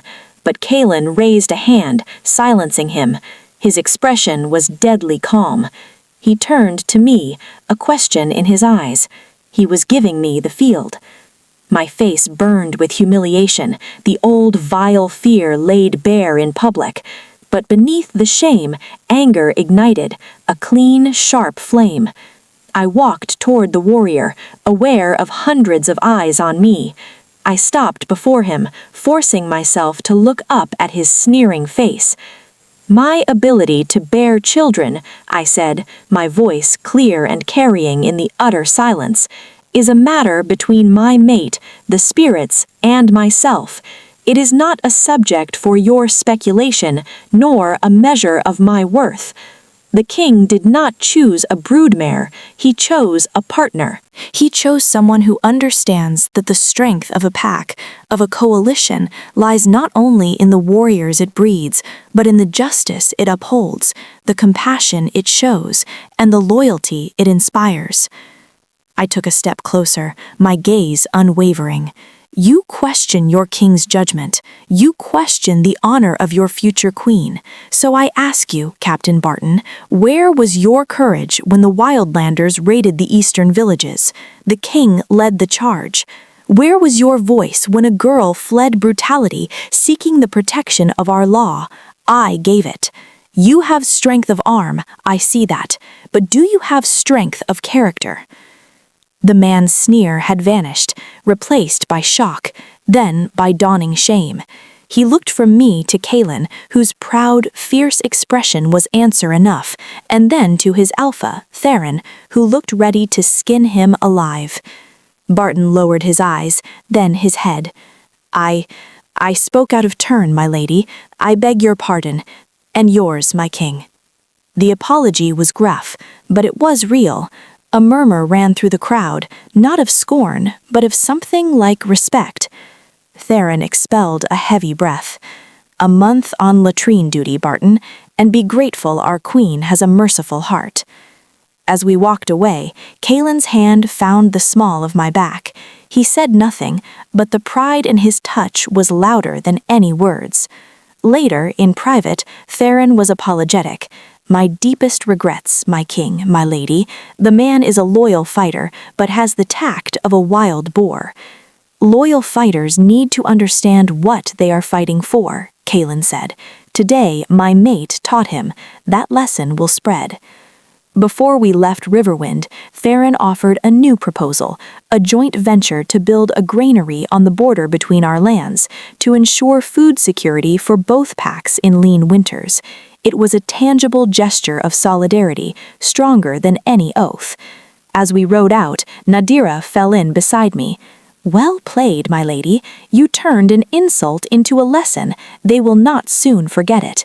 They will tell the story of the queen who stared down Barton and shamed him with words, not claws." I felt no triumph, only a weary relief. But I also felt a new steadiness. The first trial on the progress was over, and the foundation, against all odds, felt firmer. Our next stop was Frostfang territory, a land of pine forests and sharp peaks, where the people were as stern and enduring as the landscape. The whisperings of rebellion would be quieter here, but the test would be different, a test of endurance, of fitting into a world of ancient, unyielding traditions. And somewhere in the shadows between the territories, Vorlak and his allies were watching, waiting for us to stumble. Chapter 10. The Frostfang Trial. Frostfang Hold was carved into the side of a glacier-scarred mountain, a place of howling winds and stark beauty. The Alpha, a woman named Yisolt, was legendary. She had earned her position not through lineage, but by defeating her predecessor in a trial of combat when he grew corrupt. She was perhaps 60, her white hair in a severe braid, her frame lean and tough as cured leather. Her gaze, when it fell on me, was like being assessed by a cliff face. Her welcome was not warm, but it was impeccably correct. No feast, but a solemn meal of hearty fare in a hall decorated with weapons and the skulls of great beasts. The silence was profound, broken only by the crackle of the central fire and the wind moaning outside. "We of Frostfang value strength, resilience, and truth," she said, her voice gravelly. "We do not have time for courtly frippery or soft words. You defend the borders, we honor you. You weaken them, we replace you." She looked directly at Kaelen. "That is our compact." "It is a compact I have always honored," Kaelen replied, unfazed. "And the new variable?" Her eyes sliced to me. "What does she bring to this compact? Sanctuary for runaways is a kindness. Kindness is a luxury the frozen north cannot always afford." It was a direct challenge. I set down my spoon. "What I bring, Alpha Yisolt, is the understanding that strength unused for good is mere brutality. The king's strength protects you from wildlanders. The law I upheld protects your daughters from being sold to alphas like Vorlak. Which strength do you deem more vital?" A flicker in her steely eyes. A warrior down the table grunted, whether in agreement or derision I couldn't tell. "Words," Yisolt fed. The North respects action. Then let me act, I said. I would learn from your people while we are here, how you preserve your food for the long winter, how you treat frostbite, how you train your young to survive in this harsh place. A queen should know how her people live, not just how they fight. Iseult was silent for a long moment. Then she gave a single, sharp nod. Tomorrow, you will join the women in the smokehouse. We will see if your hands are as clever as your tongue. It was not an acceptance, but it was a chance. The next day, I left my fine traveling dress in my chamber and dressed in practical, borrowed woolens. I spent the morning in the pungent, dim smokehouse, learning how to cure venison and salmon from women with hands roughened by work and cold. They were initially wary, silent, but my questions were earnest, and my attempts, though clumsy, were willing. Slowly, a few began to offer pointers. I learned about using juniper berries in the smoke, about checking the wind direction. In the afternoon, Iseult herself took me to a training yard where even the children practiced with small blades. Survival is the first lesson, Iseult said, watching a girl of no more than 10 execute a perfect defensive parry. Survival for what purpose? I asked softly. Just to endure another winter, or to preserve a people, a way of life, a future worth passing on? Iseult looked sharply at me, but said nothing. The true trial came unexpectedly, on our third evening, as a bitter storm howled around the hold, and alarm horns sounded. Raiders, not wildlanders but wolves from a rogue pack, taking advantage of the weather, were attacking a remote outpost where the winter seed grain was stored. Chaos erupted. Warriors scrambled. Kaelen and Selene were immediately giving orders, preparing to lead a force out into the blinding snow. Iseult strapped on her sword. "You will stay here," she said to me, a command. "The outpost has families," I said, thinking of the Frostfang women and children I'd met. "There will be wounded. Our healers will see to them. You have 3 healers for your entire hold. I have trained with Cora of Thornkeep. Let me help." Iseult's glare could have frozen fire. "You will be a burden, a liability." Kaelen stepped between us, his face hard. "She is my mate and your queen. She has offered her skill." Will you refuse aid to your wounded out of pride, Alpha? The standoff crackled in the cold air. Finally, Iseult snarled, "Fine, but if you slow us down or faint at the sight of blood, I will leave you in a snowdrift." We rode out into a white hell. The wind stole breath and sight. I clung to my horse, following the shadowy forms ahead. The journey was a nightmare of cold and disorientation, but I thought of Lyra's terrified face, of the principle I'd defended. This was the other side of that coin, not just declaring protection, but fighting for it in the storm. We reached the outpost to find a desperate fight. The granary was ablaze, lighting the swirling snow in a hellish orange glow. Frostfang warriors clashed with raiders in the chaotic light. Kaelen and Iseult roared and led the charge, turning the tide. Selene and the guards formed a protective ring around me as I ran to where the wounded were being dragged into a nearby lodge. What followed were hours of grim, bloody work. A deep gash here, a broken limb there, a child in shock from the smoke. I had no magic, only the basics Cora had drilled into me: pressure to stop bleeding, cleanliness to prevent festering, calm words to soothe panic. I worked alongside the Frostfang healers, following their lead, my hands steady despite the chaos. Once, I looked up from bandaging a warrior's arm to see Iseult standing in the doorway, her sword dripping red, watching me. Her expression was unreadable. Then she was gone, back into the fight. By dawn, the raiders were dead or fled. The granary was a loss, but the seed stock in the root cellar beneath was saved. The wounded were stable. Exhausted, covered in soot and blood, I stumbled outside into the calm, crisp morning. The storm had passed. Kaelen found me, his own armor dented and bloodied. Without a word, he pulled me into a fierce, crushing embrace. I buried my face in his shoulder, trembling from spent adrenaline and cold. A shadow fell over us. Iseult. She looked from the smoldering ruin to the lodge where her people were recovering, then back to me. "You did not faint," she said, her voice rough. "No," I whispered. "You have hands for healing and a spine of steel." She gave a curt nod, first to me, then to Kaelen. "The Frostfang Pact honors its compact, with the king and with his queen." She walked away, already barking orders for the cleanup. It wasn't warmth, but from Alpha Iseult it was the highest praise imaginable. I had passed the trial of the North not with words, but with willing hands and steadfast courage in the storm. As we prepared to leave for the final, most volatile stop, Blackwood, I felt a new layer of resilience settle within me. The whispers of rebellion still lingered, but in Frostfang at least, they had been silenced by the ringing of steel and the quiet work of salvation in a snowbound lodge. Chapter 11. The Blackwood Gambit.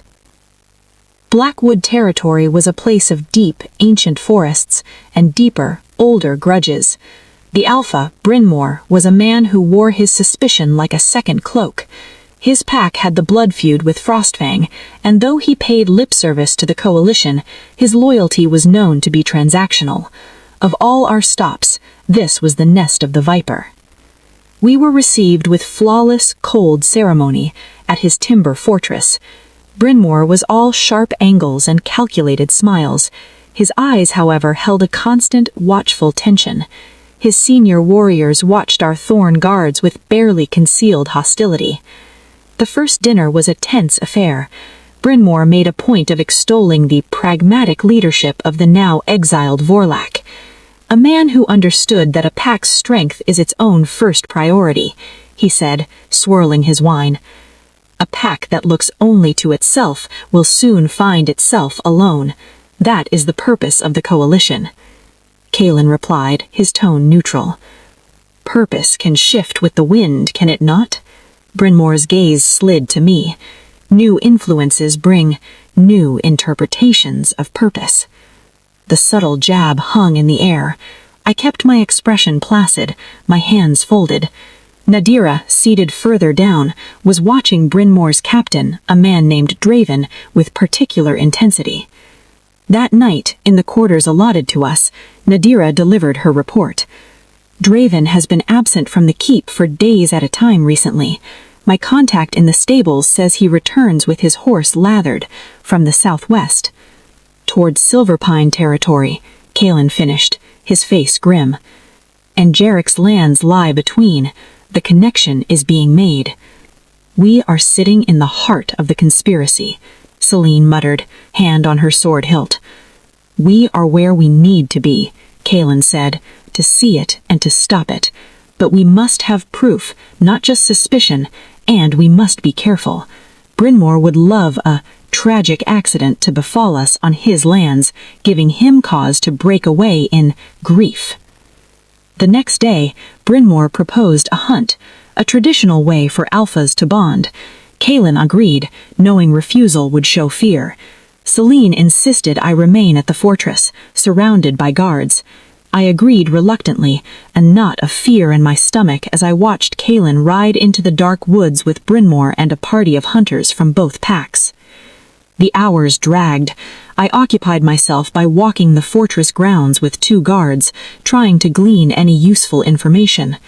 In the training yard, I overheard 2 Blackwood warriors speaking in low tones.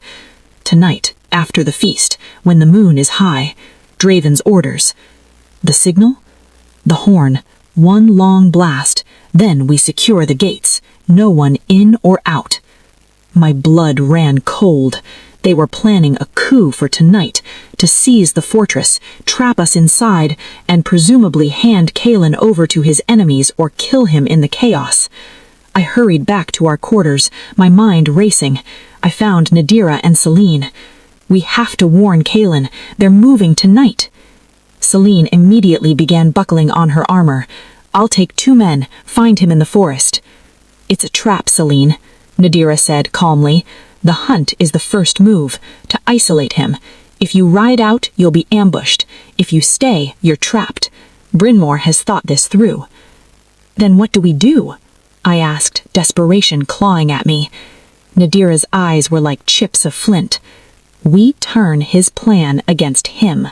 He expects us to be passive, to wait like prey, so we act now. Her plan was audacious, dangerous. It relied on speed, secrecy, and a deep understanding of wolf politics. We had hours until the feast, which was to be the start of the action. "We need to get a message to the Frostfang border patrols," Nadira said, scribbling a note. "Yusult will honor her new respect for you, Elara. She will come if she believes you are in true peril." "How?" "A bird won't make it in time. It must be a rider," Celine said. "I'll go." "No, they'll be watching you," I said, an idea forming, desperate and clear. "I'll go." Both women stared at me. "Absolutely not," Celine began. "It is the only way," I insisted. "Take one of the servants' cloaks, slip out the postern gate by the midden heaps. They won't expect it. I know the direction from the maps. I can ride. Get me to the stable, to a fast horse that isn't known as mine." Celine and Nadira exchanged a long look. It was madness, but it was also the only move Bryn Mawr wouldn't anticipate. "I'm coming with you," Celine stated, not as captain, but as a shadow. "Nadira, you hold the fort here. If things go bad, barricade yourself and the guards in the east tower. It's the most defensible." Minutes later, dressed in a drab wool dress and hooded cloak borrowed from a laundry maid, I followed Celine through the reeking, narrow passages used by servants. My heart hammered against my ribs. We reached the small, filthy postern gate. Celine eased it open. The bolt had been oiled for this very purpose. Outside, the cold forest air was a shock. We moved like ghosts to the outer stables, where the common mounts were kept. Celine quickly saddled two sturdy, unremarkable horses. We mounted, and without a word, urged them into the trees, not down the main trail, but along a deer path Celine had scouted earlier. The ride was a blur of fear and adrenaline. Every snapped twig was an enemy, every shadow held a blade, but we rode hard, pushing the horses, angling northwest towards the Frostfang border. After an hour of brutal riding, we heard it, the deep, mournful blast of a horn from the direction of Blackwood Keep. One long note. The signal. It had begun. They had discovered we were gone, or they were moving ahead of schedule. "Faster!" Celine urged. Just as I thought my lungs would burst, we broke from the trees into a rocky clearing and right into the path of a Frostfang border patrol. Spears leveled at us. I threw back my hood, my pale hair coming loose. "I am Elara, mate to Kaelen Thorne. I seek Alpha Yusult. Blackwood betrays the coalition. They move against the king tonight." The patrol leader, a grim-faced woman, stepped forward, peering at my face. Recognition dawned. She'd seen me in the smokehouse, in the lodge after the raid. Without another word, she turned and unleashed a series of sharp, yipping howls into the twilight, the Frostfang alarm call. It was answered, first from one direction, then another, a spreading wave of sound through the forest. "Come," the leader said. "Alpha Yusult is at the border watchtower, a half-hour's hard ride." We had done it. The message was sent. Now we could only hope we were not too late, and that Kaelen, alone in the dark woods with traitors, could hold on until the wolves of the north answered her queen's call. Chapter 12. The Howling Night. The ride to the Frostfang watchtower was a nightmare sustained by sheer will. The horn blast from Blackwood Keep seemed to echo in my bones, a tolling bell for disaster. Had Kaelen returned from the hunt? Was he already besieged? Captured? Yusult was at the tower, having come to review the border defenses personally, a fortunate happenstance Nadira had gambled on. The white-haired Alpha listened to my gasping report, her face like carved granite. When she finished, she did not speak for a full minute, her eyes scanning the darkening tree line towards Blackwood. Brynmore, she spat, the name a curse. That honorless weasel, he would break oath and sell us all to southern jackals. She turned to her captain. Sound the full muster, every warrior who can hold a blade. We ride for Blackwood. Send runners to our nearest allies, the Riverwind Outriders. Tell them Thorne is betrayed. She looked at me, her assessment swift and merciless. Can you still ride? Yes, I said, though every muscle screamed. Then you will ride with me. Your king may need to see your face to know this is true. Celine, with your queen. Within what felt like moments but must have been half an hour, a column of Frostfang warriors, hard men and women on tough mountain ponies, was assembled. No fanfare, no war cries, just a grim, silent mass moving with lethal purpose through the forest, a glacier of vengeance. As we rode, Yseult spoke to me, her voice low. You took a great risk. Many would have hidden behind walls. The walls were the trap, I said. A grunt that might have been approval. You learn fast. Remember this night, Queen. This is the true North.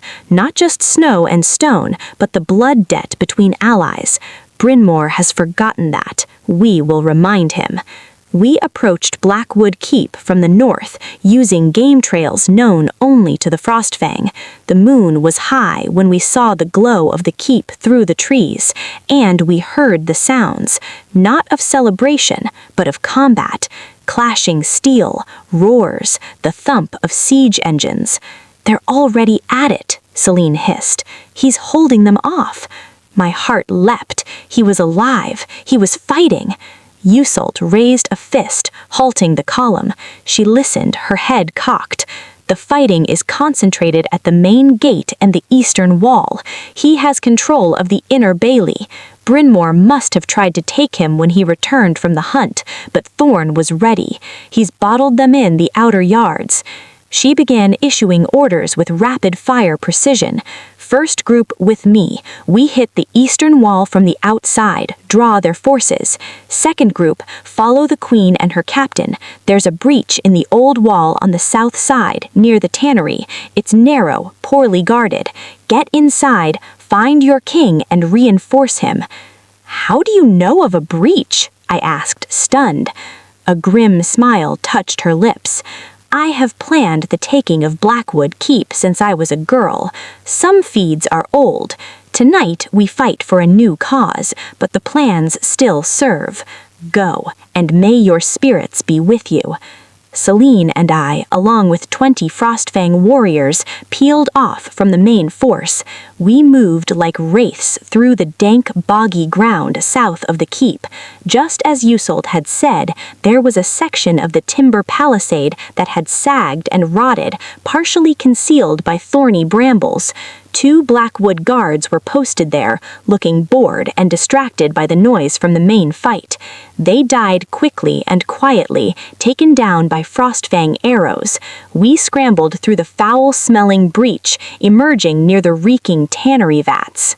Inside, chaos reigned. The inner bailey was a lit fortress, Thorne guards holding a disciplined shield wall at the steps to the great hall.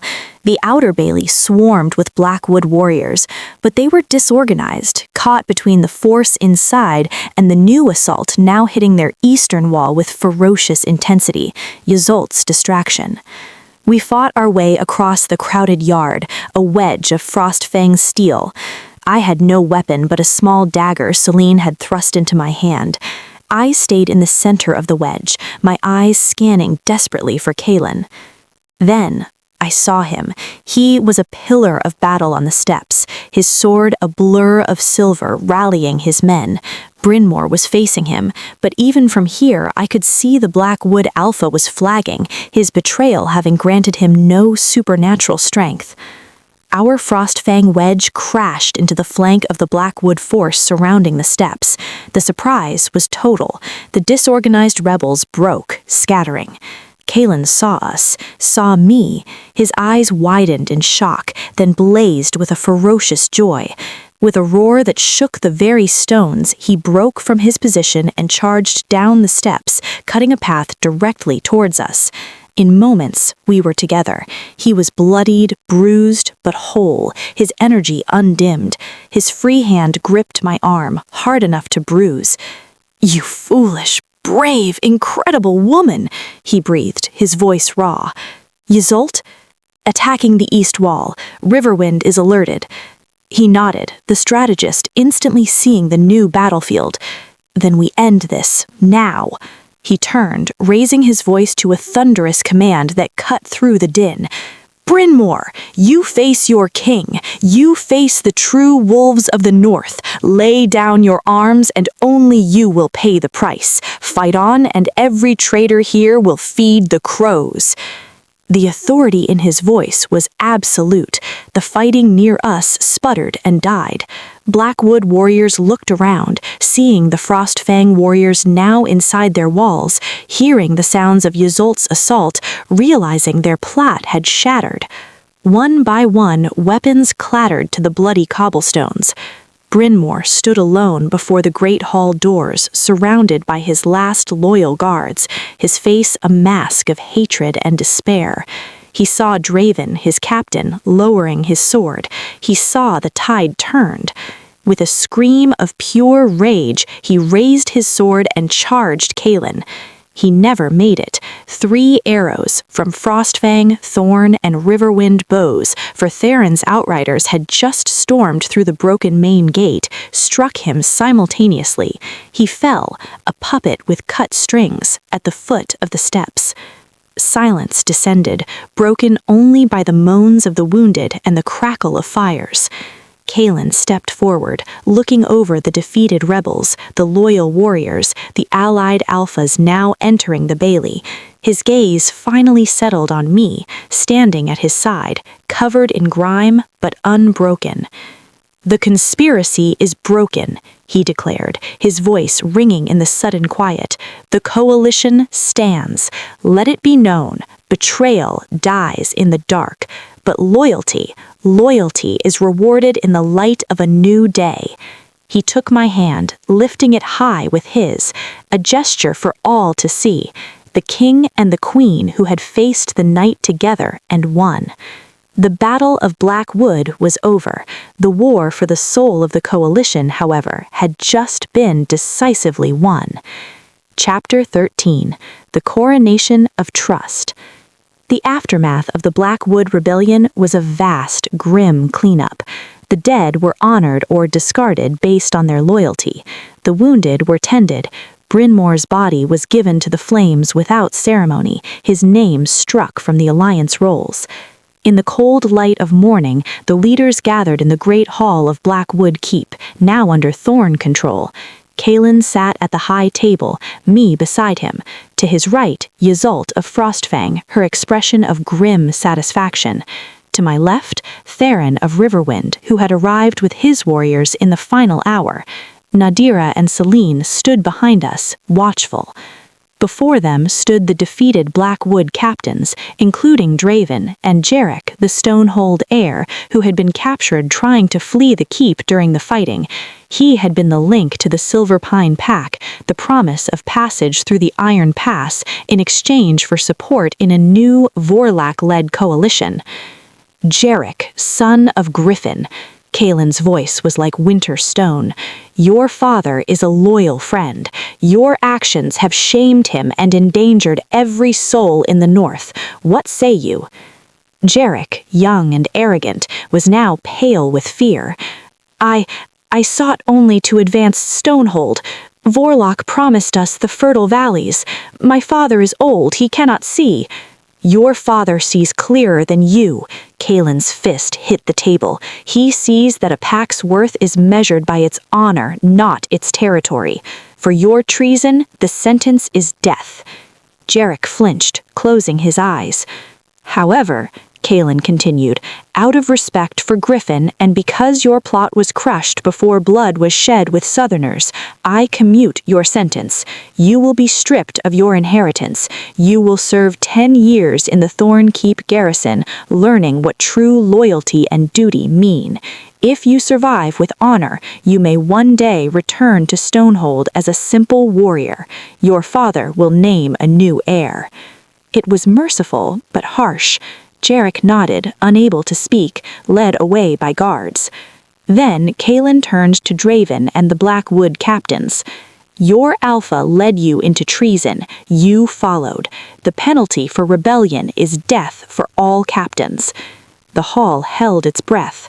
I placed a hand lightly on Kaelen's arm. He glanced at me. I said nothing, but my eyes held a question.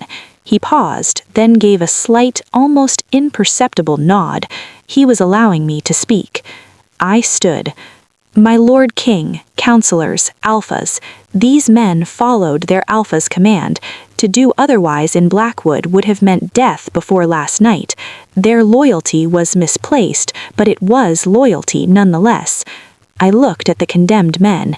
Is there one among you who, in his heart, questioned Bryn Mawr's path, one who wishes for a different future for Blackwood?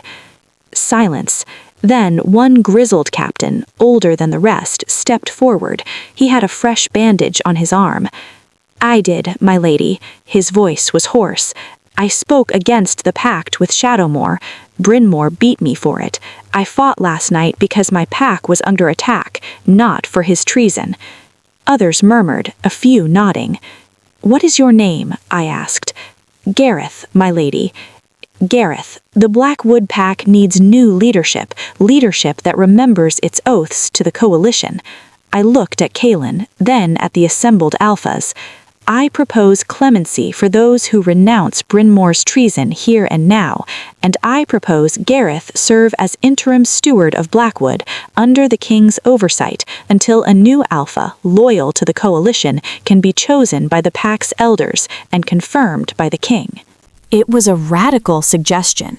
Pack leadership was sacrosanct, but these were radical circumstances. Theron rubbed his chin. It is practical. The pack remains, but purified. The message is clear. Treason dies with the traitor, but redemption is possible. Iseult gave a sharp nod. Mercy must have teeth, or it is weakness. The steward serves at the king's pleasure. If he or the pack steps out of line, Thorne and Frostfang will crush them together. That is mercy with teeth. Kaelen looked at me, a complex pride in his eyes. I had offered a solution that was both just and shrewd, healing the rift without showing fatal weakness. It is decided, he declared. The offer stands. Those who renounce Bryn Mawr and swear anew to the coalition will live, under Gareth's stewardship. Refuse, and share your alpha's fate. Every captain knelt. The rebellion was formally, completely over. In the days that followed, as order was restored, Kaelen and I walked among the Blackwood people, who watched us with fear and wary hope. We visited the wounded, praised the loyal, and oversaw the distribution of food from Blackwood's stores to Frostfang as recompense for the grain lost in the raid and for their aid.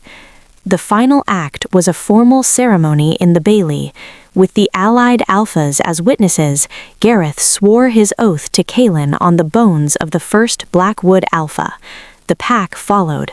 The coalition was not just preserved, it was reforged, its bonds tested in fire and found stronger. Before we left for Thorne Keep, Iseult took me aside. You have a ruler's mind, she said bluntly, and a warrior's heart. I was wrong to doubt. Frostfang is with you. It was the closest to an apology and a pledge I would ever get from her, and it was worth more than a river of gold. On the journey home, riding beside Kaelen through the peaceful autumn woods, the tension of months finally began to drain away. You were magnificent, he said to me, his voice soft.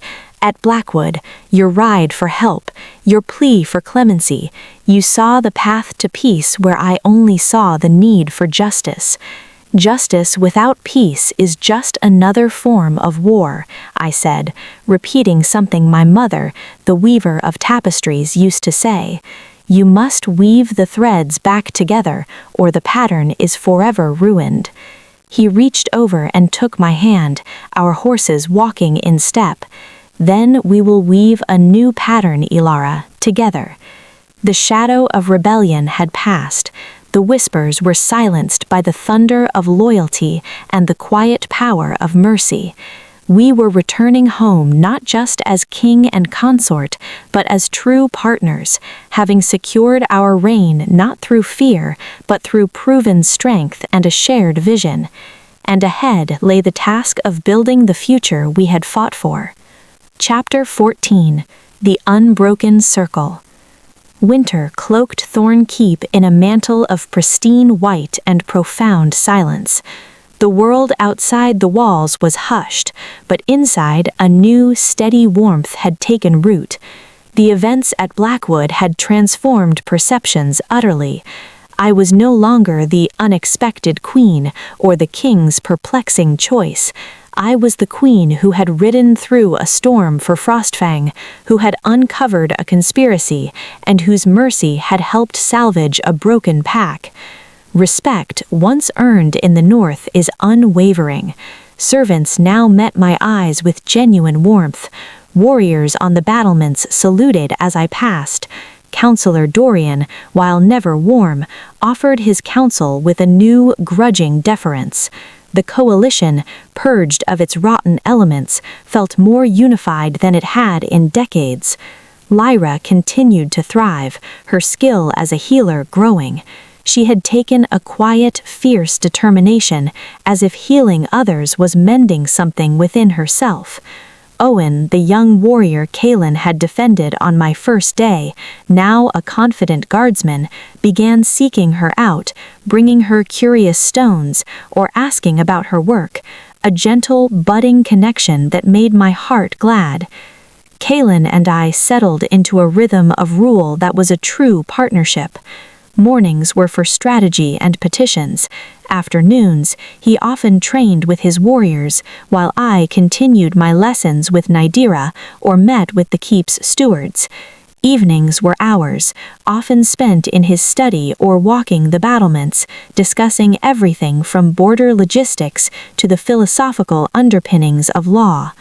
One such evening, as we looked over the moonlit snowscape, he spoke softly. The spring gathering approaches. A shiver that had nothing to do with the cold went through me. It was where our story began, a lifetime ago. Will we go? I asked. We must, it is tradition, and now, more than ever, the packs need to see us, not as a king who found a mate, but as a united front, as the heart of the coalition. He smiled, a rare, full smile that reached his eyes. I rather liked the memory of that rain-soaked clearing. The morning of the gathering dawned clear and bright, a sharp, sunny day that glittered off the retreating snow. We rode with a modest escort, not as a show of force, but of confidence. As we approached the familiar clearing, my stomach fluttered with nerves. This was the place of my deepest humiliation, now the site of my return as queen. The gathering was already bustling. The murmurs began the moment we were sighted, swelling into a wave of sound as we entered the clearing. Every eye was upon us. I saw recognition, curiosity, and now awe. The stories had traveled far and wide. We dismounted. Kaelen took my hand, tucking it firmly in the crook of his arm, a public declaration of unity. We walked through the crowd, which parted respectfully. I saw Margot, my old friend, her mouth agape, then breaking into a tearful, joyful smile.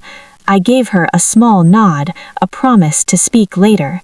We took our places at the place of honor, watching the ceremonies. When the time came for unmated alphas to survey the eligible females, a hush fell. All eyes flicked to Kaelen, then to me. He merely shook his head once, a small, definitive motion, and drew me closer to his side. The message was clear. The king's heart was spoken for, permanently. Later, as Kaelen was drawn into discussions with various alphas, I found a moment to slip to the clearing's edge, near where I had stood that fateful day. The memory was vivid, but the sting was gone, replaced by a profound sense of journey. It's different now, isn't it? I turned to find Margot, her eyes shining. I said, "It is," hugging her tightly. "I knew it," she whispered. "I knew you were special. I just didn't know how special." We spoke of her life, of simple things. It was a grounding, precious moment. As I turned back to the clearing, my gaze swept over the young women in their hopeful finery. My eyes caught on one standing slightly apart, quiet, watching the alphas with intelligent, wary eyes. She was perhaps 25, not a girl, with a calm dignity about her. She reminded me, strikingly, of myself. An alpha from a mid-tier pack, a decent man named Corwin, was looking over the females. His gaze passed over the young, giggling girls and settled on the quiet woman. He approached her, and they began to speak. I saw her shoulders relax slightly, a genuine smile touch her lips as he listened intently to her reply. My heart swelled. Perhaps a new pattern was being woven here, too. That night, at the gathering, Kaelen stood to address the entire gathering. He spoke of the trials of the past year, of betrayal faced and overcome, of loyalty rewarded. Then he turned to me. A year ago, I stood in this place and saw not what was expected, but what was needed. I saw a woman of courage, of integrity, and of a quiet strength that fortifies from within. She has proven to me and to all the North that the greatest strength the kingdom can have is a heart that beats for its people. I present to you not just my queen, but your queen, Elara Thorne. The cheer that erupted was deafening, a physical wave of acceptance and acclaim. It was my official coronation, not by a priest or a crown, but by the people whose respect I had fought for and won. Under the table, Kaelen found my hand and laced his fingers with mine. Our eyes met, and in that look was a lifetime of understanding, of shared loneliness, of battles fought side by side, of a future built not on the ashes of the past, but on the solid ground of mutual respect and deepening love. The circle was unbroken. The outcast had returned, not just as a queen, but as the missing piece that made the kingdom whole. Chapter 15. The Garden in Bloom. 5 years. The turning of seasons had woven the tapestry of our reign into something strong, vibrant, and enduring. The coalition was at peace, its borders secure, its packs prosperous. The memory of Vorlak and Bryn Mawr was a cautionary tale fading into legend, while the tale of the Storm Queen who rode for help and the king who held the line was told around winter fires. I stood in the inner garden of Thorne Keep, now my garden as much as it had been Isolde's. I had nurtured it, added rows of hardy medicinal herbs Cora and Lyra needed, planted climbing roses that defied the mountain cold. It was a place of life, a symbol of the resilience we cultivated. The soft thud of boots on stone announced him. I didn't need to turn. His presence was a constant, comforting warmth in my world. Kaelen's arms encircled me from behind, his chin resting on the crown of my head. "Happy anniversary, my heart," he murmured. 5 years since a lonely king saw a lonely woman in the rain and changed both their destinies. I leaned back in his solid strength. "Do you ever regret it?" The old question, but now asked without fear, only curiosity, choosing me over a politically advantageous, young, fertile mate? He turned me in his arms, his storm-gray eyes soft. "Every single day," he said, and his lips quirked at my mock frown. "I regret that I did not find you sooner, that we wasted years in solitude that we could have spent together, but choosing you, never." He brushed a stray strand of silver-frosted hair from my cheek. The years had touched us both, etching lines of experience and laughter. "You are still perfect to me, Elara, more so now because I have had the honor of watching you become the queen you were always meant to be." Our union had not produced children. It was a quiet sorrow, acknowledged and accepted. But our legacy was not barren. It was in the strong, just laws we upheld. It was in Lyra, now a gifted healer mated to Owen, expecting their first child. It was in the young wolves across the coalition who saw in us a model of partnership beyond brute force. It was in the stable, prosperous realm we would one day pass to a carefully chosen, worthy heir from the allied packs. "The council meets tomorrow to finalize the trade accord with the southern realms," I said, resting my head on his shoulder. "Nadira has it well in hand. She says you drive a harder bargain than I ever did."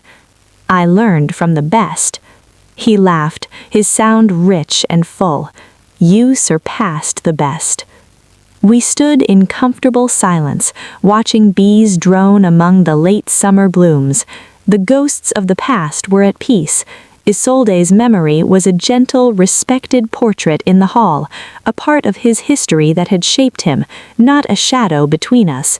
My own past, the years of caregiving and invisibility, felt like the necessary soil from which my strength had grown.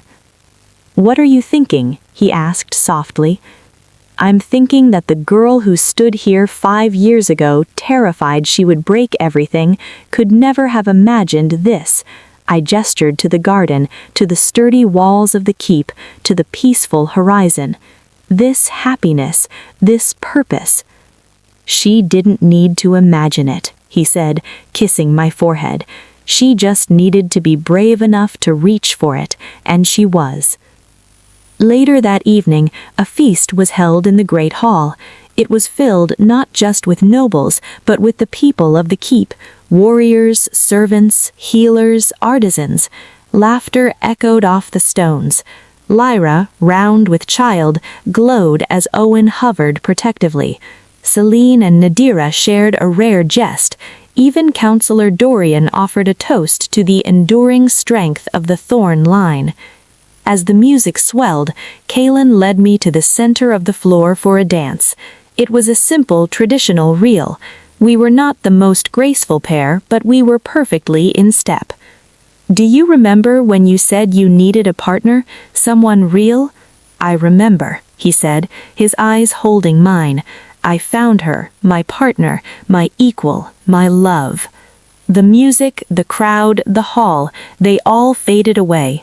There was only his hand in mine, the surety of his lead, the love in his eyes that had filled the void in both our souls.